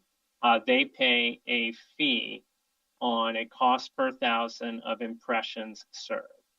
And so that cost per 1,000 of impressions served doesn't vary whether it's a direct sold ad or a programmatically sold ad. And so you could have an instance where the ad serving fee that you're paying, software as a service, will vary as a percentage of the total yield. Is that kind of the question that you're asking? Yeah. So okay. So that is essentially. And so if you are getting a very high yield on a transaction, and let's say that's a direct sale for purposes of this example, then the ad serving fee as a percentage of the yield that you're receiving is much lower, right? Whereas if you're getting a low yield ad, maybe that's transacted programmatically, the ad serving fee remains the same. And so I will go back to the notion that an ad server is different than the sell side platform, which is different than the programmatic exchanges. And so those businesses operate independently of each other. And so advertisers can and do mix and match their programmatic providers and their ad servers. And so, in fact, I would think that linking the two of those directly, while many advertisers will use our ad server and our sell side platform, many don't. And I don't think that the business model or publishers would be interested in anything that looked like a tying arrangement there. Yeah, and I suppose, Dan, I mean, I don't want to get too far down this rabbit hole, but I mean, even as I said, even looking at a standalone ad server business, it strikes me as strange that my website with a lot of junk on it and programmatic would have the same commission fee as someone who's able to offer high quality contextual advertising at a high yield. The profits for the ad server certainly must be much better for those news publishers. But I'd distinguish a little bit there, and apologies if I'm not here, but if we're speaking to the ad serving component itself, you can think of that, it's a little bit simplistic, but you can think of that as there's a fixed cost for a set of to do the ad serving, and it's completely independent of the particular ad or the quality of the ad, value or price for that ad in order to serve it. And that's why I was using more the analogy of a software as a service provider, where if you're purchasing some other software as a service, whatever it might be, your CRM or whatever, there's a fixed price for that per seat that's regardless of the kind of business that you're running on it, for example, right? So we've spent a lot of money building out global data centers, significant infrastructure in order to be able to serve ads quickly, efficiently, effectively, etc. And that's the component that I think we're talking about here. So it's a different piece of the business with a different business model, more akin to the traditional SaaS model. Yeah, I think that, and maybe the piece that's not coming through in our ad serving fees charged and ad serving fees generated by the seller of those, they grow of ads served, but not anything else. Like the quality or the ROI or the yield, that doesn't vary. And so we're sitting here on Zoom today. If I were utilizing Zoom to conduct a sales call with an advertiser who agreed to spend $1 million or an advertiser that agreed to spend $1,000, I still pay my $9.95 a month for Zoom. Yeah, and sorry to at least I think that's. Sorry to tell you that it's Microsoft Teams, but I'm sure you didn't want to hear that. I was going to say we're not on Zoom. Hey, I have. And maybe that's a story for another day. But just moving on to, I mean, you say you've got a number of people who serve both sides, and I mean, our understanding, at least of Microsoft, because they were here, is they're servicing their own properties. So if that's the right terminology, so it is really more of a, let's say, a Microsoft selling on Microsoft Bing search or other properties. So it's more of that, a bit like Facebook selling on itself, where yes, you don't allow third parties to interact, but that's why they're sort of there. And we understand Amazon is pretty similar. It might have some additional network elements, much like Meta does. But is that your understanding of their businesses too? My understanding of Microsoft advertising business, as well as Amazon's, as well as Meta's, is that they offer buying solutions that allow buying on their direct, or we often will call it owned and operated platforms. But they all of the companies that you named also offer the ability for advertisers to reach audiences on third-party publisher partners, much in the same way that Google does.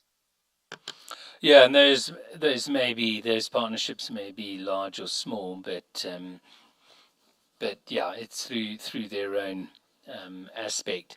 I mean, I just wanted to look at your setup, because you've got everything in the complete chain from servers, ad servers on the advertising side right through. You've also got AdMob, which is for mobiles, as I understand. So there's no one component of the AdTech stack that Google doesn't have a presence. Is that correct? What was the last bit that you said about a presence? I'm sorry. There's not one element to the AdTech where Google doesn't have a product, from ad servers on advertising through to ad servers on publishers, including also AdTech to mobile apps through AdMob? I've learned that there are very few absolutes in the ad technology landscape, particularly as it evolves, but I can say that Google operates an advertiser ad server. They operate an ad network. We operate a demand-side platform. We operate an ad exchange that's a part of a sell-side platform, and we operate a publisher ad server. And so certainly there are emerging areas and where people are spending a ton of time. And the app space is incredibly dynamic. The video space is very dynamic, whether that's connected TV or the emerging social and vertical video space. And so while we offer tools to help address all of that inventory, there's always something around the corner that is new and emerging for us to look into. And of course, we also offer owned and operated advertising. Yeah, and I'm sure it'll continue to evolve. We've now heard about digital billboards, which might start to follow me down the highway as your next adventure. I mean, I know you've probably got a global perspective, and I don't know how much you've looked at the South African market, but the feedback that we have is effectively on the ad service side. This is Google Ad Manager. Google, they say, admittedly was first, and thank you for that. But it has meant that at least down here at the southern tip of Africa, others have been slow to follow, but this is really a Google market. I don't know what your assessment is, or if you're familiar with the South African setup. So most of what I've learned about the South African setup has been through the teams that we have on the ground here. I think the conversation that we started at the beginning of this portion of the hearing, I thought was actually pretty enlightening to understand the degree of competitive players and penetration that other providers have. And so I think the review that we did of 74 South African news publishers showed that there are many different providers that are in the space. In fact, 275 different ad tech providers have tags on the page, as in industry parlance, on these South African news publishers, and that over 30 different partners are being used on average. And I think that really comes back to the multi-homing point that we made earlier, which is that when it comes to programmatic technology, it is definitely not a zero-sum game. It's not a winner-take-all. It is, in fact, a space where you are not only competing to have your technology placed on a publisher's website, but you're competing in real time to drive the best yield for that publisher, often in real time. And so this creates a lot of opportunity for publishers to make sure that they are getting the best deal that they can and the best yield that they can. And so I actually think it's more of a feature of the ecosystem than a bug, if you understand that phrase. I hear you, but has the team on the ground told you about the Google share in the ad server market? I think we talked a bit about how the transactions end up playing out in terms of the buy side and the sell side, and how much yield we're driving for publishers. The thing that I would tell you is that we're proud that we're delivering great results for our publishers, and that they're choosing us to help them monetize. But we're always just one click away for a better monetizing solution. And we don't feel that any of the tools that we provide or the interoperability that we create creates a difficult competitive environment for others to come in and innovate right on top of us.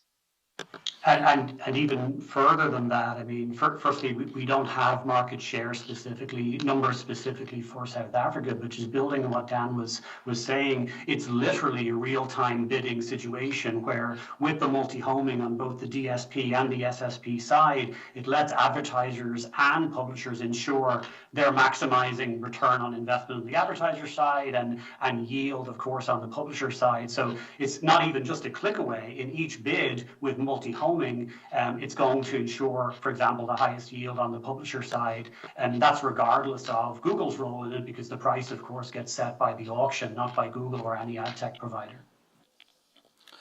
Well, I just wanted to explore because, I mean, you don't know market shares, but we're told this is north of 90% ad server, Google ad server market. And what we're also told is that despite the existence of numerous other SSPs, and Dan, I mean, our information direct from the publishers is that at most they're using less than 10. But I don't think we need to get caught up in the detail. That's who they say they've authorized. But whether it's 10, 20, or 100, I mean, what matters is how much business is being driven through those alternative channels versus Google. And I suppose I'm glad, Dan, you've got some sense of the yields through the whole chain, but you know, what every publisher has come and told us is that the vast majority of sales they make are through the Google SSP, so Google Ad Manager, AdX, and I get confused when to use the one and when to use the other, as they seem to have merged. But and when we speak to the advertisers, the same story. They predominantly use DV360 and Google Ads, and not just a little bit. It's you know, again, in that sort of 80-90% range. Is that aligned with your information from your team? So I don't have information on market shares, but what I can tell you is that because of the nature of multi-homing, it's incumbent upon the advertiser to work as the best ROI, and it's incumbent on the publisher to use the publisher tool yield. And so in places where they're seeing more revenue from Google or more prevalence from Google's buying tools, that would be because we're driving best results. I don't think there's any structural limitations for a publisher choosing to use a different technology or an advertiser choosing to use a different technology, you know, as evidenced by the amount of technology providers that are available. And so the success that we see in the South African market is solely based on the value that we're providing to advertisers and the publishers, and nothing else. And Jiga, I have to drop. I apologize. I had an immovable commitment, but we're fully committed to staying on and making sure that we answer all the questions. Thank you, Dan. No, thanks, Dan. I trust someone else can step into your big shoes. So thank you. Thank you so much for the time. We appreciate it. So I do want to continue this conversation because you know, it would appear that if the majority of advertising agencies or media agencies are using DV360, Google Ads, and the vast majority of publishers are doing the same in terms of GAM, it follows that the majority of traffic in Google AdTech, or sorry, AdTech in South Africa is going through Google products. Is that a fair reflection? Well, I think the first thing is I just have to reiterate that any information on market share, so I really can't comment on that. And I don't know if anyone else on the team is able to tell us at least, you know, within a decent range, because you don't want to get too specific, but what proportion of AdX auctions are won by DV360 or Google Ads?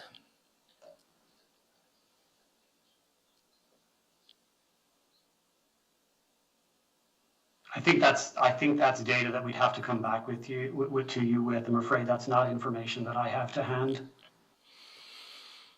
All right. Yeah, I think if you have specific questions on sort of, you know, metrics or stats, I think we're happy to provide those, but it's probably easier to provide those to you in writing. I don't think we would have those we would know those by heart. Yeah, and of course that would not translate to market share. We don't have visibility necessarily into all the other SSPs out there that, you know, of the almost kind of 300 that we saw when we looked that news publishers are using in the South African market. Well, look, I can tell you based on the submissions we've received, it's negligible what those other SSPs are doing. And that follows from, you know, this is effectively a Google market. But I think. Sorry. I'm sorry. I was going to say just again to make sure I'm understanding. I mean, the on both the buyer and the seller side, the auction is going to be one, or the winner is going to be the one that's providing the most value to the advertiser, or the best yield to the publisher. So that's a dynamic real-time exchange and agreement on value that's facilitated, of course, by DSPs and SSPs, but is independent of the particular ad tech that's being used. We focus in our ad tech stack, what we focus on is building the most innovative products, making them extremely easy to use on both the sell side and the buy side, and that's how we can add a lot of value. And certainly they've raised some of the interoperability and assistance, but this is where I do want to go to. I mean, Google AdTech is subject to an extraordinary number of legal investigations by competition authorities, some of which are concluded. So just to take one, the French authoritative, and that is a couple of years ago now, but found that your ad server favored AdX, and that AdX favored your ad server. It also found that you charged other SSPs a commission. I think there was also a finding from the ACCC, but you didn't charge AdX. And there were compatibility problems between AdX and other servers, which kind of forced publishers to choose your GAM ad server, because if a lot of the DV360 was being pushed through AdX, then the only way of getting access to those quality advertisers was through having then, I think at that time it was DoubleClick for publishers, but I think you've renamed it GAM. And this was, as I understand, Google didn't even contest this finding from the authority, and it paid a fine and agreed to some remedies. I mean, is that correct? We have enough legal counsel here, so. So so it predates my participation, so I don't know the full details, but what I can say is that we entered into commitments with the French Competition Authority on some of these allegations, and those have been implemented across the world. So I think we consider that, you know, if they had concerns, that those have been resolved by those commitments. Well, I just want to question that, Dominique, because following that, the European Commission launched a similar investigation. So it would seem that whatever you did with the French was just with the French and no one else, because you're also fighting a case from the DOJ on exactly some of these issues as well. So are you telling me factually you rolled this out globally?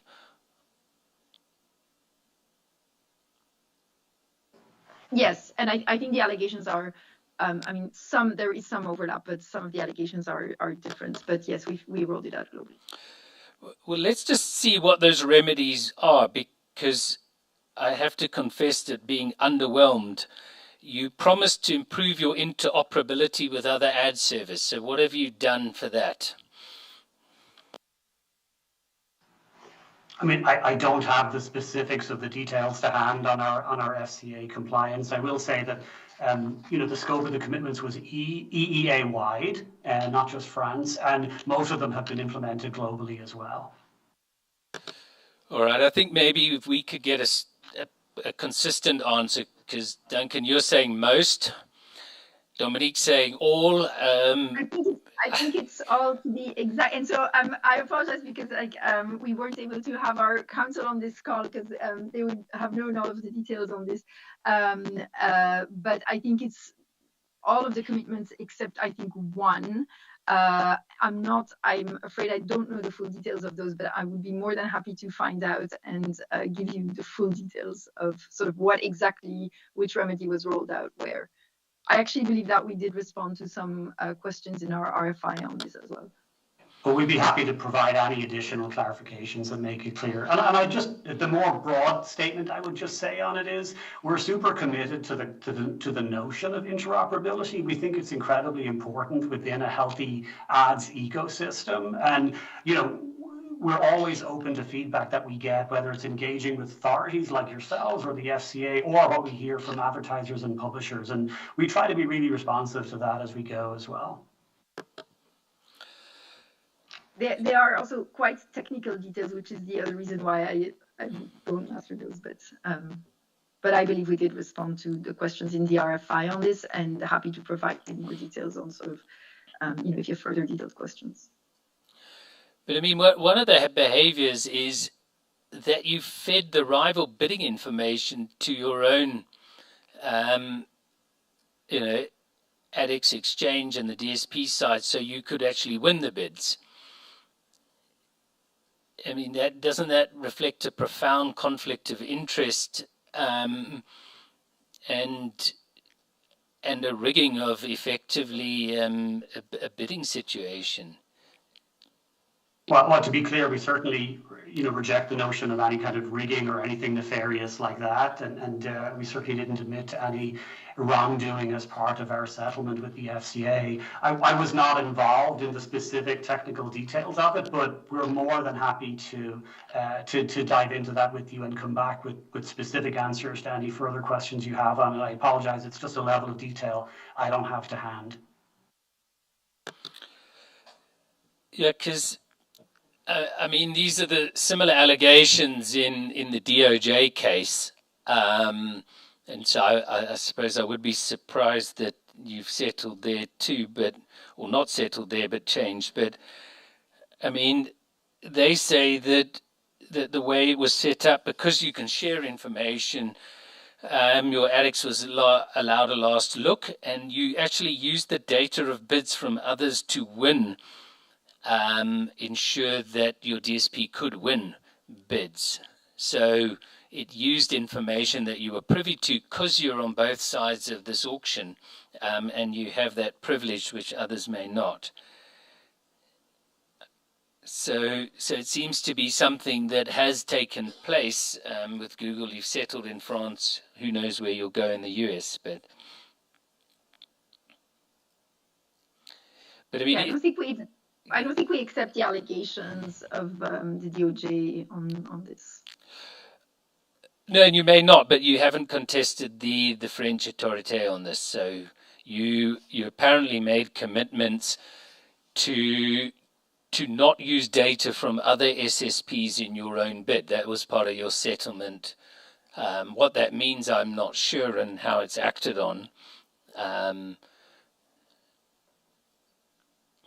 But that is, I suppose, at least very much an admission that you're not going to do that in future, and it may have happened in the past.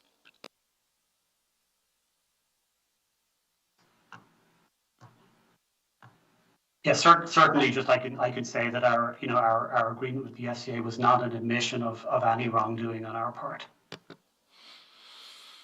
No, and I think as an authority ourselves, we're very familiar with why those settlements get done in that manner. But I mean, what I find interesting is that the authority did highlight a whole lot of other issues which they didn't necessarily make a finding on, and which were not subject to remedy.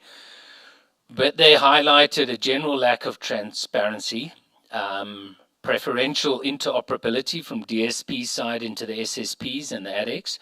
And then, of course, profound conflicts of interest of being, in a sense, dominant on both sides of this market. Maybe I can just get your perspective on that, those observations from the authority.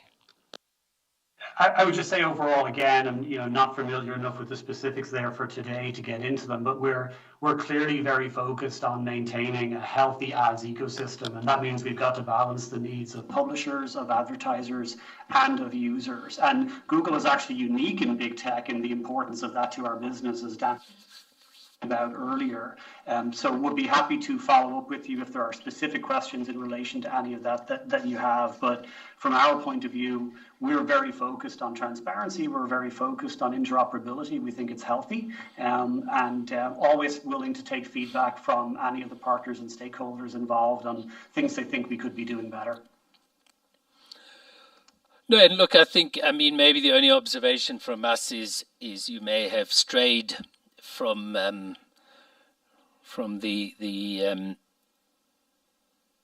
straight and narrow in the past. Maybe you're saying you're going to fix that, but what we're starting to observe, at least globally, is a resistance to such behavioral remedies. Because in both the EU and the DOJ case, they're calling for a breakup of Google AdTech and to separate the DSP side from the SSP and ad server side. Is that not the case? Well, I think, as you can probably appreciate, I'm not going to speak to ongoing investigations that are happening in other jurisdictions right now. We engage proactively and positively with any of the regulatory bodies that approach us. No, I appreciate you don't want to talk about ongoing litigation. It was more an observation of what they have put on the table, because you were willing to make some behavioral changes with the European Union. I think you were willing to, for instance, reopen YouTube to third-party DSPs, but they've rejected those and they are going for breakup. So it's not the merits of that, it's just more factually where the EU and DOJ sit. But sorry, Dominique, you wanted to come in. Yeah, so I think what you mentioned on YouTube is a slightly separate issue. I don't think that is part of the statement of objections that I know that is not part of the statement of objections of the EC. You are correct that the EC has, in their statement of objections, requested structural remedies. I would say that case is still ongoing. So it's obviously, we cannot sort of comment on where that will go. No, obviously, and we'll see what happens. I just thought it interesting for our process that those are typically reserved. Structural breakups are reserved for quite inherently problematic structural market problems. So it was interesting and may at least make us think about some of what's going on. But I want to move away from that just slightly. But I mean, part of what that raises, in a sense, at least the one allegation, is this issue of information sharing. And Dominique, you'll remember when we discussed search, we discussed the information sharing on the Google platform. And I mean, Google sort of said they use the information shared by sites and apps to deliver its services, maintain and improve them, develop new services, measure the effectiveness of advertising, protect against fraud and abuse, and personalize content and ads that users see on Google and on their partner sites and apps. So this covers all your third parties that you do AdTech for. It might include your advertisers. But there's no legal restriction on you sharing information amongst Google subsidiaries if you can cite some sort of legitimate purpose. You don't need to go and get third consumer consent or other third-party consent. Is that correct?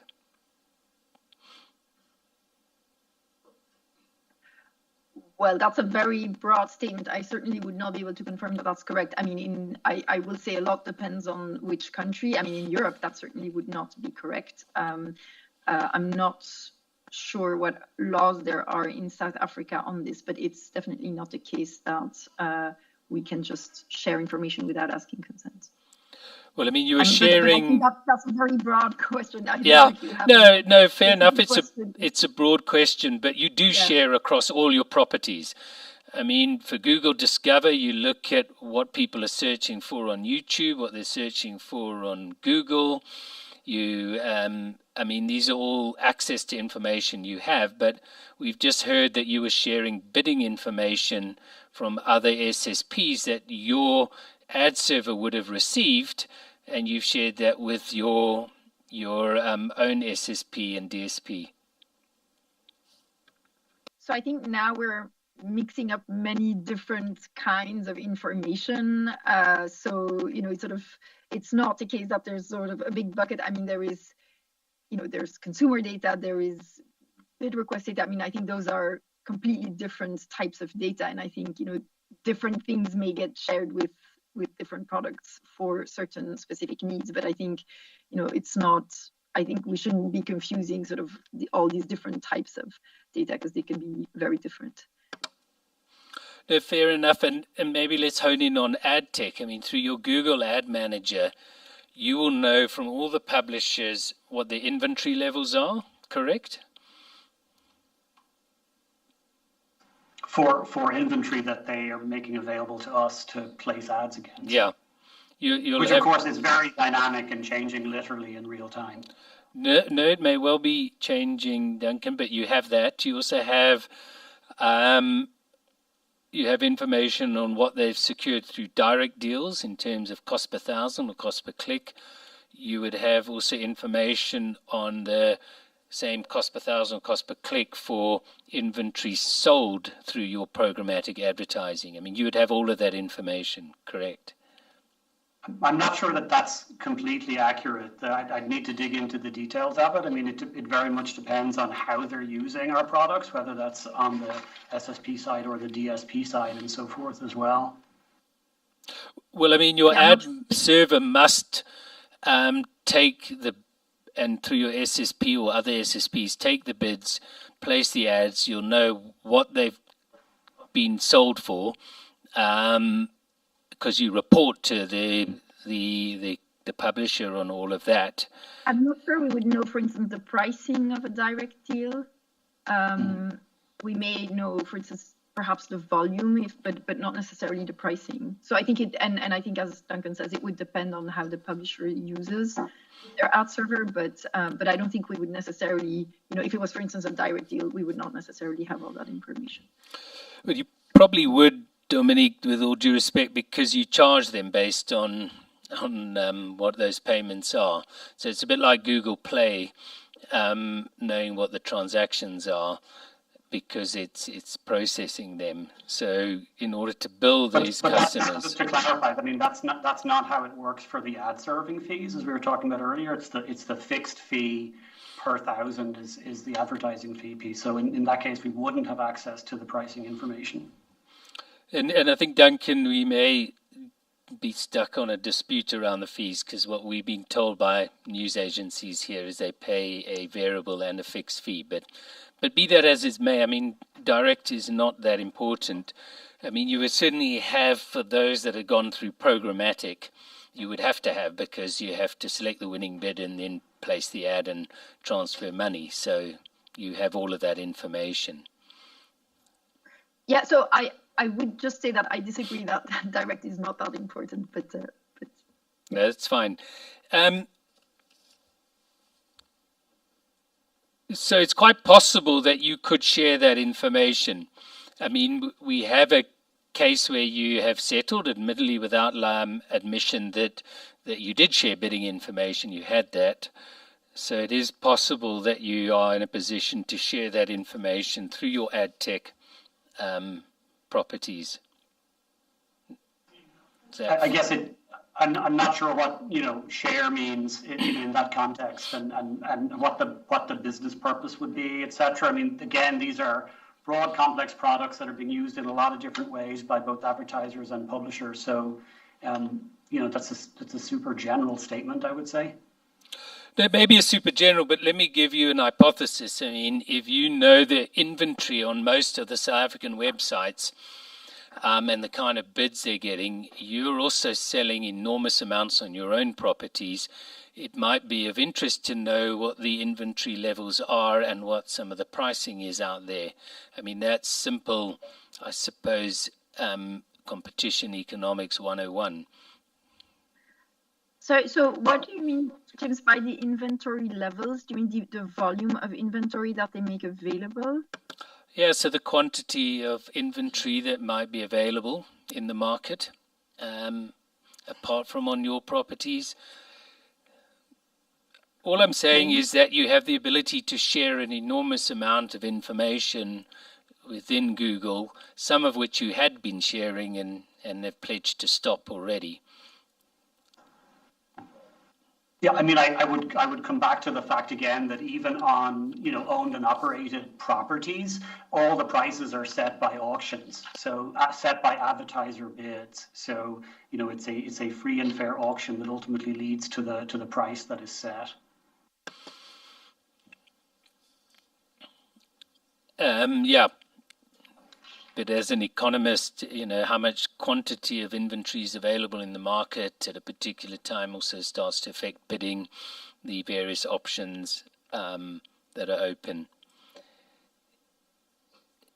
Can I just go back to, I mentioned the YouTube thing, that you made this offer to the European Union. I think you made that in 2022. But I haven't been able to find out why you closed off third-party DSP access to YouTube in 2015. What was Google's rationale for what was clearly open and working to shutting it out?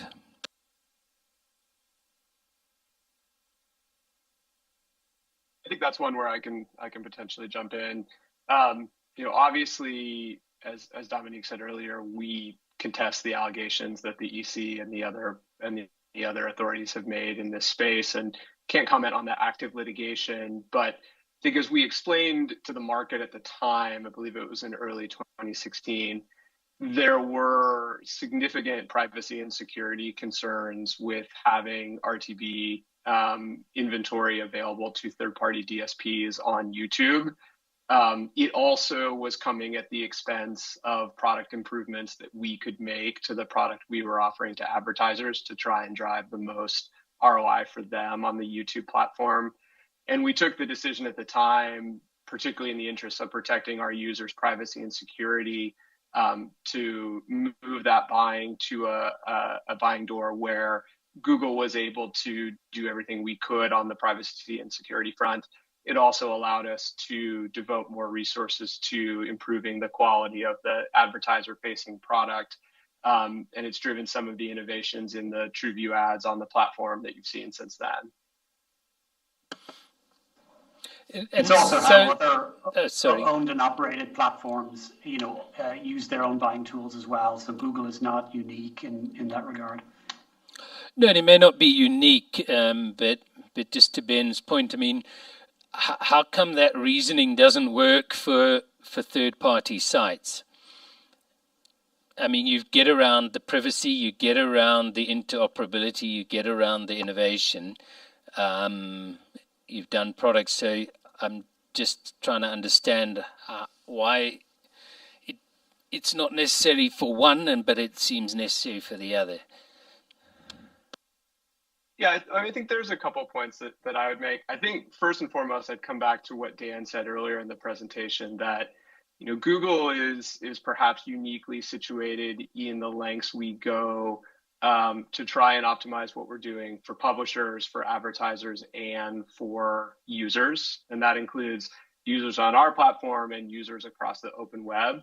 And it's a shifting balance across all of those platforms to do everything we can to maximize the value for each of those three constituencies. And we've used this metaphor sort of throughout today about an ecosystem, and that ecosystem is constantly evolving. You know, things are changing. There's new entrants into the ecosystem. There's new vectors of potential privacy and security problems. And we're always doing what we can to try and deliver the best for all three of those constituencies. I think the other thing to keep in mind too is that although it is part of Google, YouTube is a publisher in its own right, and YouTube has the ability, just like all publishers do, to try and balance. It has its own, smaller view of users and advertisers and itself as a publisher, and it's able to make decisions, within the context of Google about how best to strike that balance as well. And I think, you've seen a tremendous amount of innovation on the YouTube platform since then. The formats have evolved. The different experiences that YouTube is able to deliver to consumers have evolved since then. And I think importantly, including for, both for large advertisers, but also for many small advertisers around the world, the value proposition that YouTube is able to deliver to those small businesses has expanded as well. But it seems from the offer to the EU that you made, it's possible to separate this. Well, unfortunately, we can't comment on that ongoing case or the media reports about the offer that we might have made. I think we'd come back to the point that it's a substantive matter we disagree with and contest the allegations that the EC has made and other regulators on this point. And we can't say any more on that yet. But maybe with my economist hat on, just to explore what it also does. I mean, what it also does is remove DSP competition for YouTube inventory, and that might or may not have bid down prices on the DSP side. It also, just hearing the media agencies that have come here, it has enormously strengthened DV360. They don't like to use too many DSPs because they like to have a uniform reporting across, and YouTube is immensely important. So it has been a factor that's played into their choice of DV360's position in the market. So it seems to have had some other potential consequences that might have to be weighed up against your privacy and other concerns. I just comment on that and say, there's a very significant amount of multi-homing that goes on the DSP side. So I'm not sure that what we actually see happening in the marketplace is borne out by your assertion. And Duncan, I would invite you to look at what's happening in South Africa. I think it may surprise you. No, we'd certainly welcome, as we always do, the feedback that we're getting and that you're getting from folks in South Africa, and we'd love to understand that more. But certainly, that's not what we see overall. Yeah, and I do want to let Ben in on this. Yeah, go ahead, Ben. Sure. Thanks, Jane. Yeah, and I would just come back to the ecosystem metaphor again, right? I mean, even if you go back in time to how it existed in 2015 and 2016, YouTube was a small fraction of the available video inventory around the web, and even more broadly, if you count competition from linear TV and other sources of video. But since and at that time, no one had heard of TikTok. No one had heard of Reels or all of the other short form video platforms that exist now. And the connected TV space was very different, right? This is an extremely dynamic ecosystem, and YouTube remains a small part of it. And the in-stream ads on YouTube are an even smaller part of that. And I think we're committed to continuing to improve these products to make them great for our users and also to deliver the most value for our advertisers. But at the same time, they're evolving in this ecosystem as well, and we're very focused on that.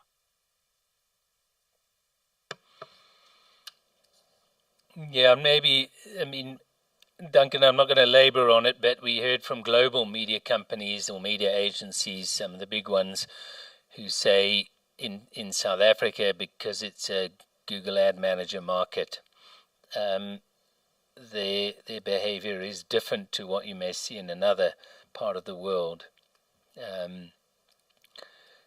I think the challenge, Ben, just on the privacy argument, I don't want to invoke another competitor of yours, but I think I have to, which is this is the standard Apple walled garden argument, which is don't touch us because if you do, everything will fall apart, and privacy and piracy and all of those ills that you hate.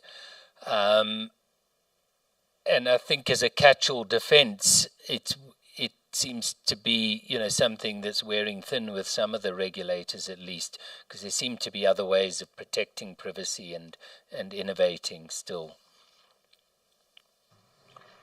I just say Sorry, Ben, go ahead. Yeah, I'll go ahead, Duncan, first, and then feel free to follow up.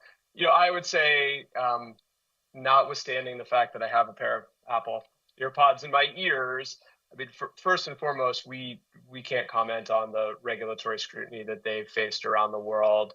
But I'd also say that when we think about user privacy, we don't necessarily think about it in relation to other companies, right? We're not trying to be just one small step ahead of our next closest competitor on privacy. I mean, Duncan spends virtually his entire working week thinking about these things, and our goal is to always be best in class and always provide the safest, most secure experience for our users, particularly now.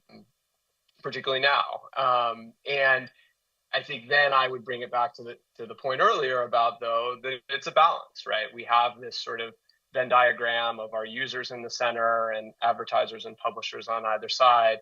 And we're constantly trying to find the sweet spot that is the best for our users and provides them wonderful experiences when they're on our products and platforms, but also being cognizant of our role in the ecosystem. And we have big content creators on YouTube and small content creators, many of whom are able to monetize through that platform. We also have everything from very large brand advertisers to small SMBs in I think in virtually every country in the world who are able to find audiences on that platform and help their businesses. And we're always doing what we can to find the best experience for all three of those groups. Yeah, I mean, I don't think I could say it better than Ben just did. I mean, as Ben mentioned, this is what I spend a lot of my time on, and I think we do really take our role to be a good steward of the ecosystem very seriously. And that does involve, of course, trying to get the balance right between user privacy, the needs of publishers and advertisers, an effective, healthy digital advertising ecosystem, which itself fuels great quality content, which is then of value to users and so forth. And there is no simple answer or binary answer to this. It varies greatly on a case-by-case basis.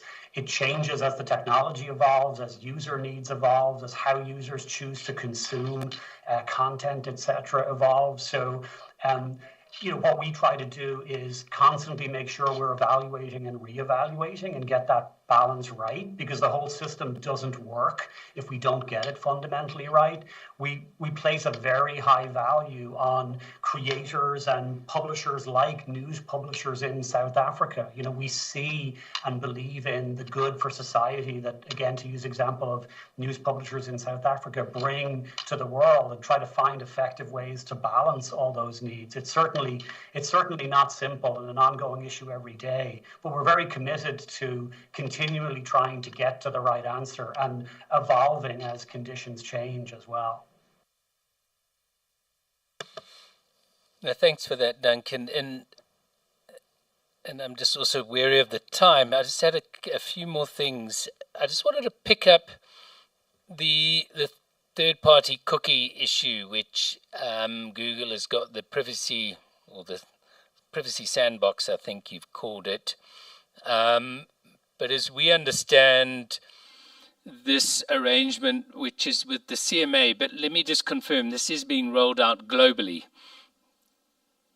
So the Chrome team owns the Privacy Sandbox initiative, and they did begin in January a 1% rollout, which is global and is a randomized distribution of users. Yes. All right. I just want to confirm that one was global, because I think some of the the DSPs that came before us did say that they also understood it was going to be global. So thank you for that. I mean, as we understand, the concern is that because Google does have all of these different companies, its insights into users' data far exceeds what others will have once third-party cookies are terminated. Google can, through Google Login or their device on Android ID, can track a user from one website or app to another, and so you might have unique insights. So as I understand, the commitment is basically, apart from trying to create these, let's say, interest groups, so it's not individualized, it's more group and hence anonymized. Google is also committed to not sharing information itself amongst its different components, either within AdTech or within Chrome and YouTube and wherever else. Is that a correct understanding? But maybe Duncan, you can take us through it. So maybe let me take a step back and talk about the origin of Privacy Sandbox and what we were trying to do for the ecosystem and balance privacy needs with the need for content creators and publishers to be able to effectively monetize their content. What we saw was changes going on in the ecosystem from other browsers and operating systems where they had put anti-tracking mechanisms in place, including eliminating, in some cases, the ability to use these so-called third-party cookies, but without any effective way for publishers like the news organizations in South Africa to be able to continue to effectively monetize in a post-third-party cookie world. So the Chrome team, working across the industry with a lot of ad tech providers, and Google Ads being only one of those, developed a solution that is designed to shift some of the technological work that goes on into the browser. That's what the Privacy Sandbox is, in a way that preserves the privacy of the individual users, but provides in a non-identified, non-user or device-specific way, a way for advertisers and publishers to be able to effectively reach interest groups they want to reach in the case of advertisers, and be able to get value, monetize their content from the publisher point of view. So that's really the goal of it. It's part of our ongoing work, as we were just talking about, of how do we continue to ensure that the ecosystem overall is healthy, that content creators and publishers can monetize the high quality content that they produce and make available on the open web in the case of, say, South African newspaper publishers, but also manage to protect and preserve the privacy of users, which they're, of course, increasingly concerned about.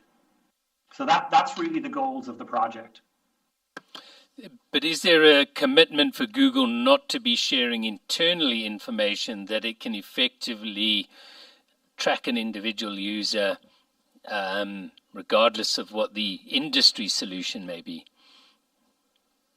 I believe what we have committed to with the CMA as part of that is that Google, once third-party cookie deprecation, fully goes into force, we will not attempt to recreate that mechanism in a different way, like with a personally identifiable way, which many others in the industry do, but we have made the commitment that we will not. So you won't track me as I move from one website to another after I've logged in with Google. You'll somehow keep that information separate from yourself. I'm just trying to understand what this means. Yeah, I'm not sure if that's I'm trying to translate the question into what we're trying to achieve with the Privacy Sandbox.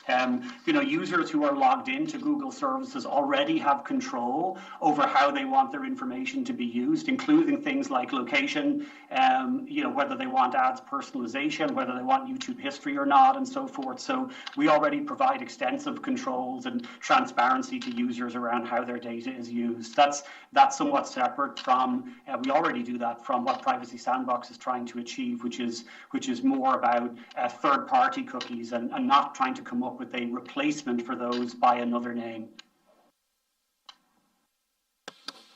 All right, so it's not a commitment then not to follow me around if I've not opted out of personalized ads or opted in. It's just you're not going to create a similar third-party cookie for yourself. Well, yes.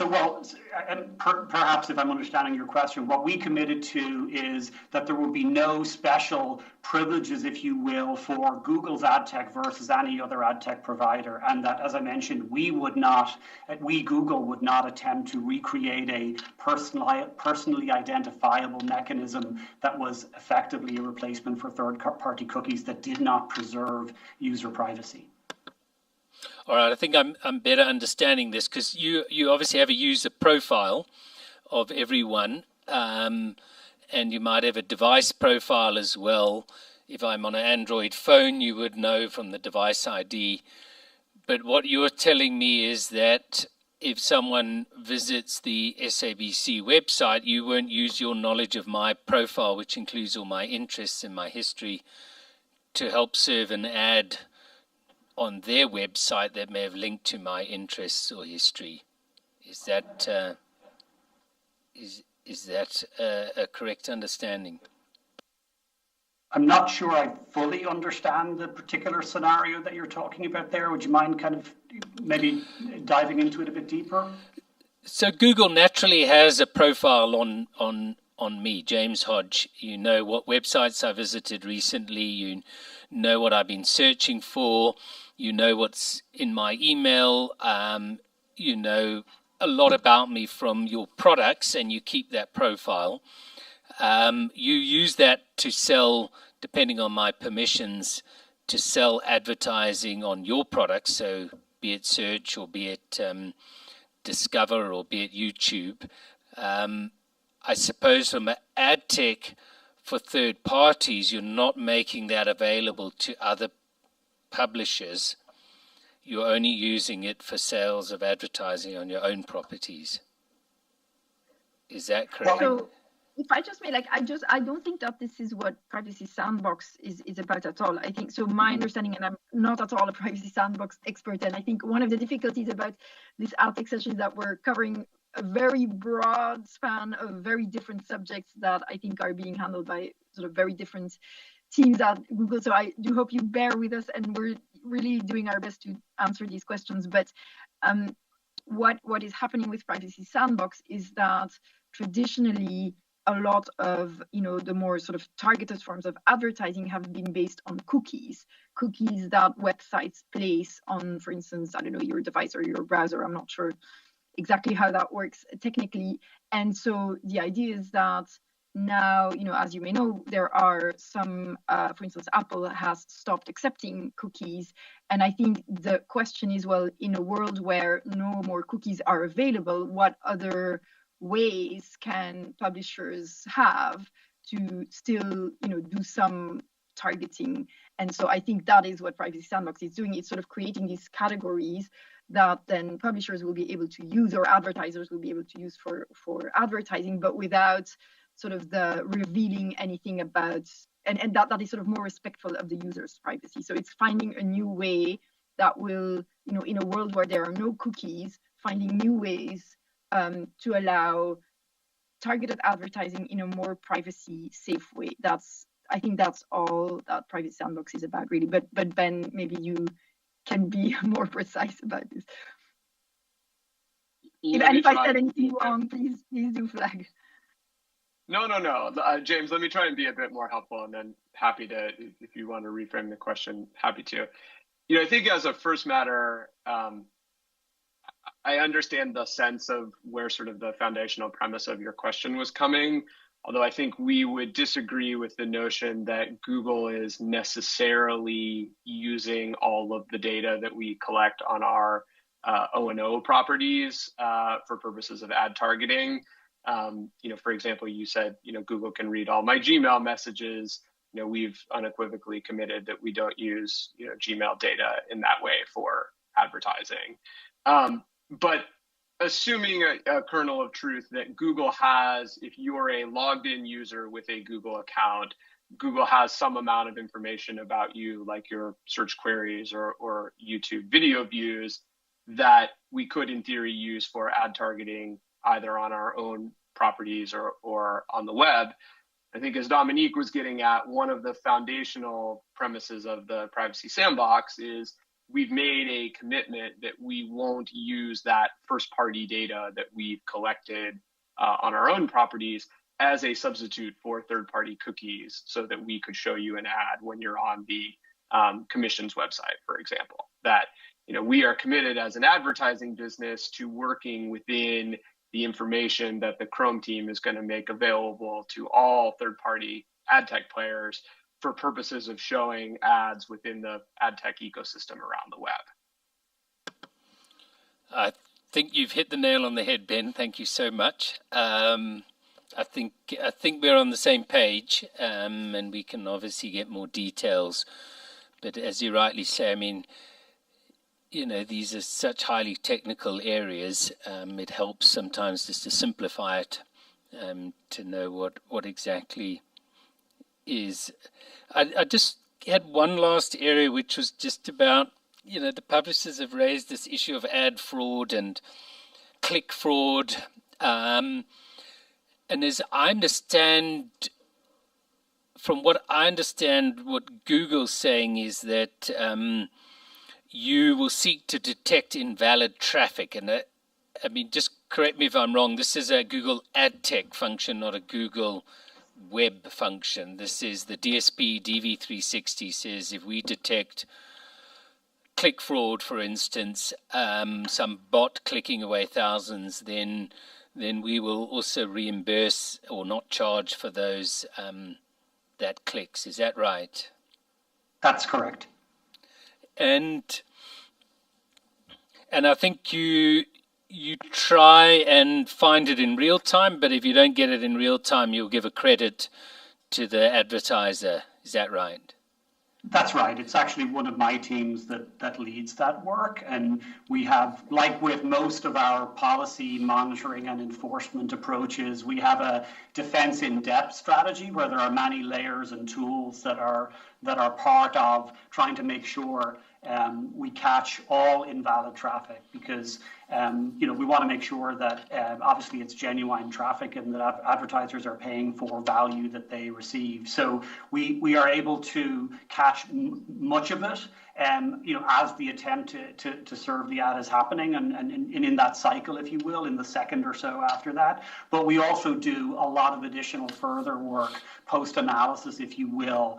And as we identify additional invalid traffic in that situation, then we, of course, credit back advertisers, et cetera, make sure nobody is charged for things associated with the serving of that particular ad. That impression, I should say, to be more specific in this case, it's not the ad itself, but the particular impression or click that we're talking about here. And I mean, you obviously can't guarantee you're going to detect everything, but you're trying to do what you can to find this in real time to ensure that this doesn't happen.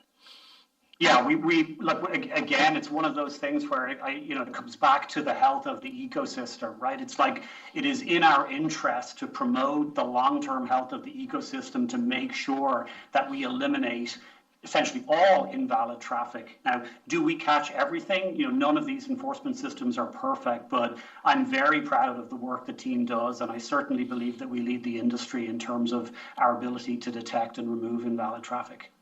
And it's a very significant. I mean, there are bad actors out there that have significant financial incentives, of course, to attempt to defraud, whether it's us or advertisers, et cetera. So it's very much an ongoing cybersecurity job that we take very seriously, that we invest a lot of time in, and we have some of the leading experts in the world on our team that build these systems. And I just wanted to understand, because I mean, this is what I would call click fraud, where you've got some bot clicking frantically to generate revenue. And it might be that that's one type of it, yes, for sure. So it might be that this is a site that is trying to attract clicks and then uses the bot to generate revenue, and that's the bad actor. But are there instances where it could be on a legitimate publisher's website that someone is got a bot clicking away that wouldn't be for the website's benefit necessarily, but for some other nefarious reason, or is it only really a bad website that's trying to do this click fraud?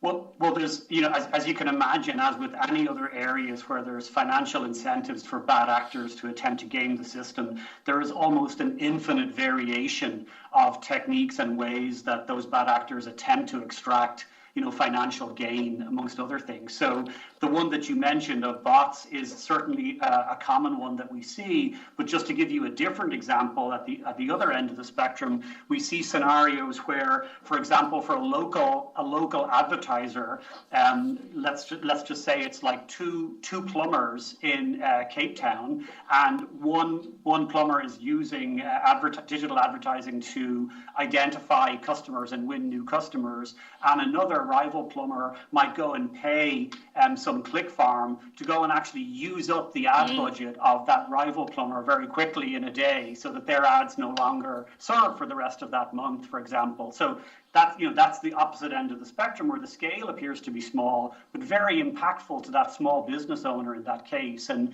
we're attempting to detect and remove everything across that full spectrum, from the very large click botnets, etc., all the way down to that kind of more localized example.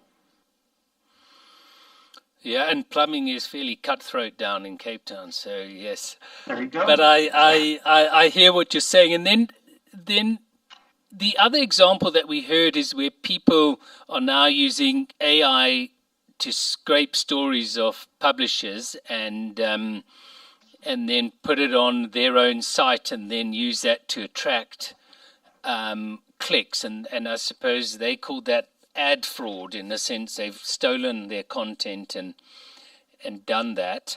And we had an example of BNN, which the publishers did raise in the first week, and we understand Google did take down in the second week. So we thank Google for that. Is that something that AdTech gets involved in, or is that a sort of website issue? It's probably a little bit of a combination of the search side of the house and the AdTech side of the house. I would say that, for example, and all of this predates AI as well. I mean, you can go and scrape content from another organization's website, create your own site that uses that content. That's obviously a copyright violation, and we respond very aggressively to copyright takedown requests and so forth, on the search side and across all parts of Google. Specifically on the AdTech side, what I would speak to is what you will sometimes see are sites that are created in order just to try and drag people in and get clicks, to siphon dollars away from legitimate publishers or advertisers. We have a lot of what we call behavioral policies that we have and enforce on both the publisher and advertiser side of Google Ads that are designed to detect and demonetize those sites to prevent that as well. So that is certainly another area that we aggressively pursue to keep the ecosystem healthy. And you wouldn't be letting your ad servers or SSPs operate with those sites. If you see that sort of behavior, you would try and shut them down, but you wouldn't certainly help them.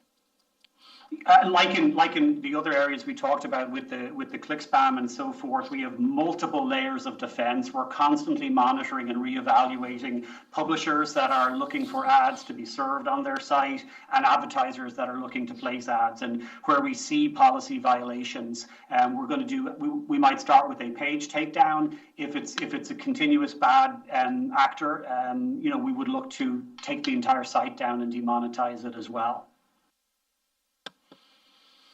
Well, thank you for that, Duncan, and I think that's that is all from our side. I do want to thank you again for making yourselves available, and please pass our thanks on to Dan as well, even though he had to run.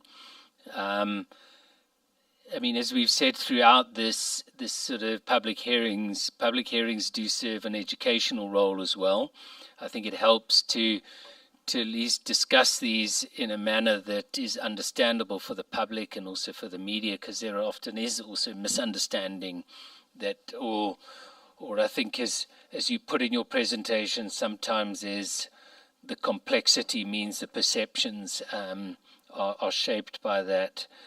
But to Duncan, Ben, and Abongile, Agnisha, and Dominique, thank you so much for coming, and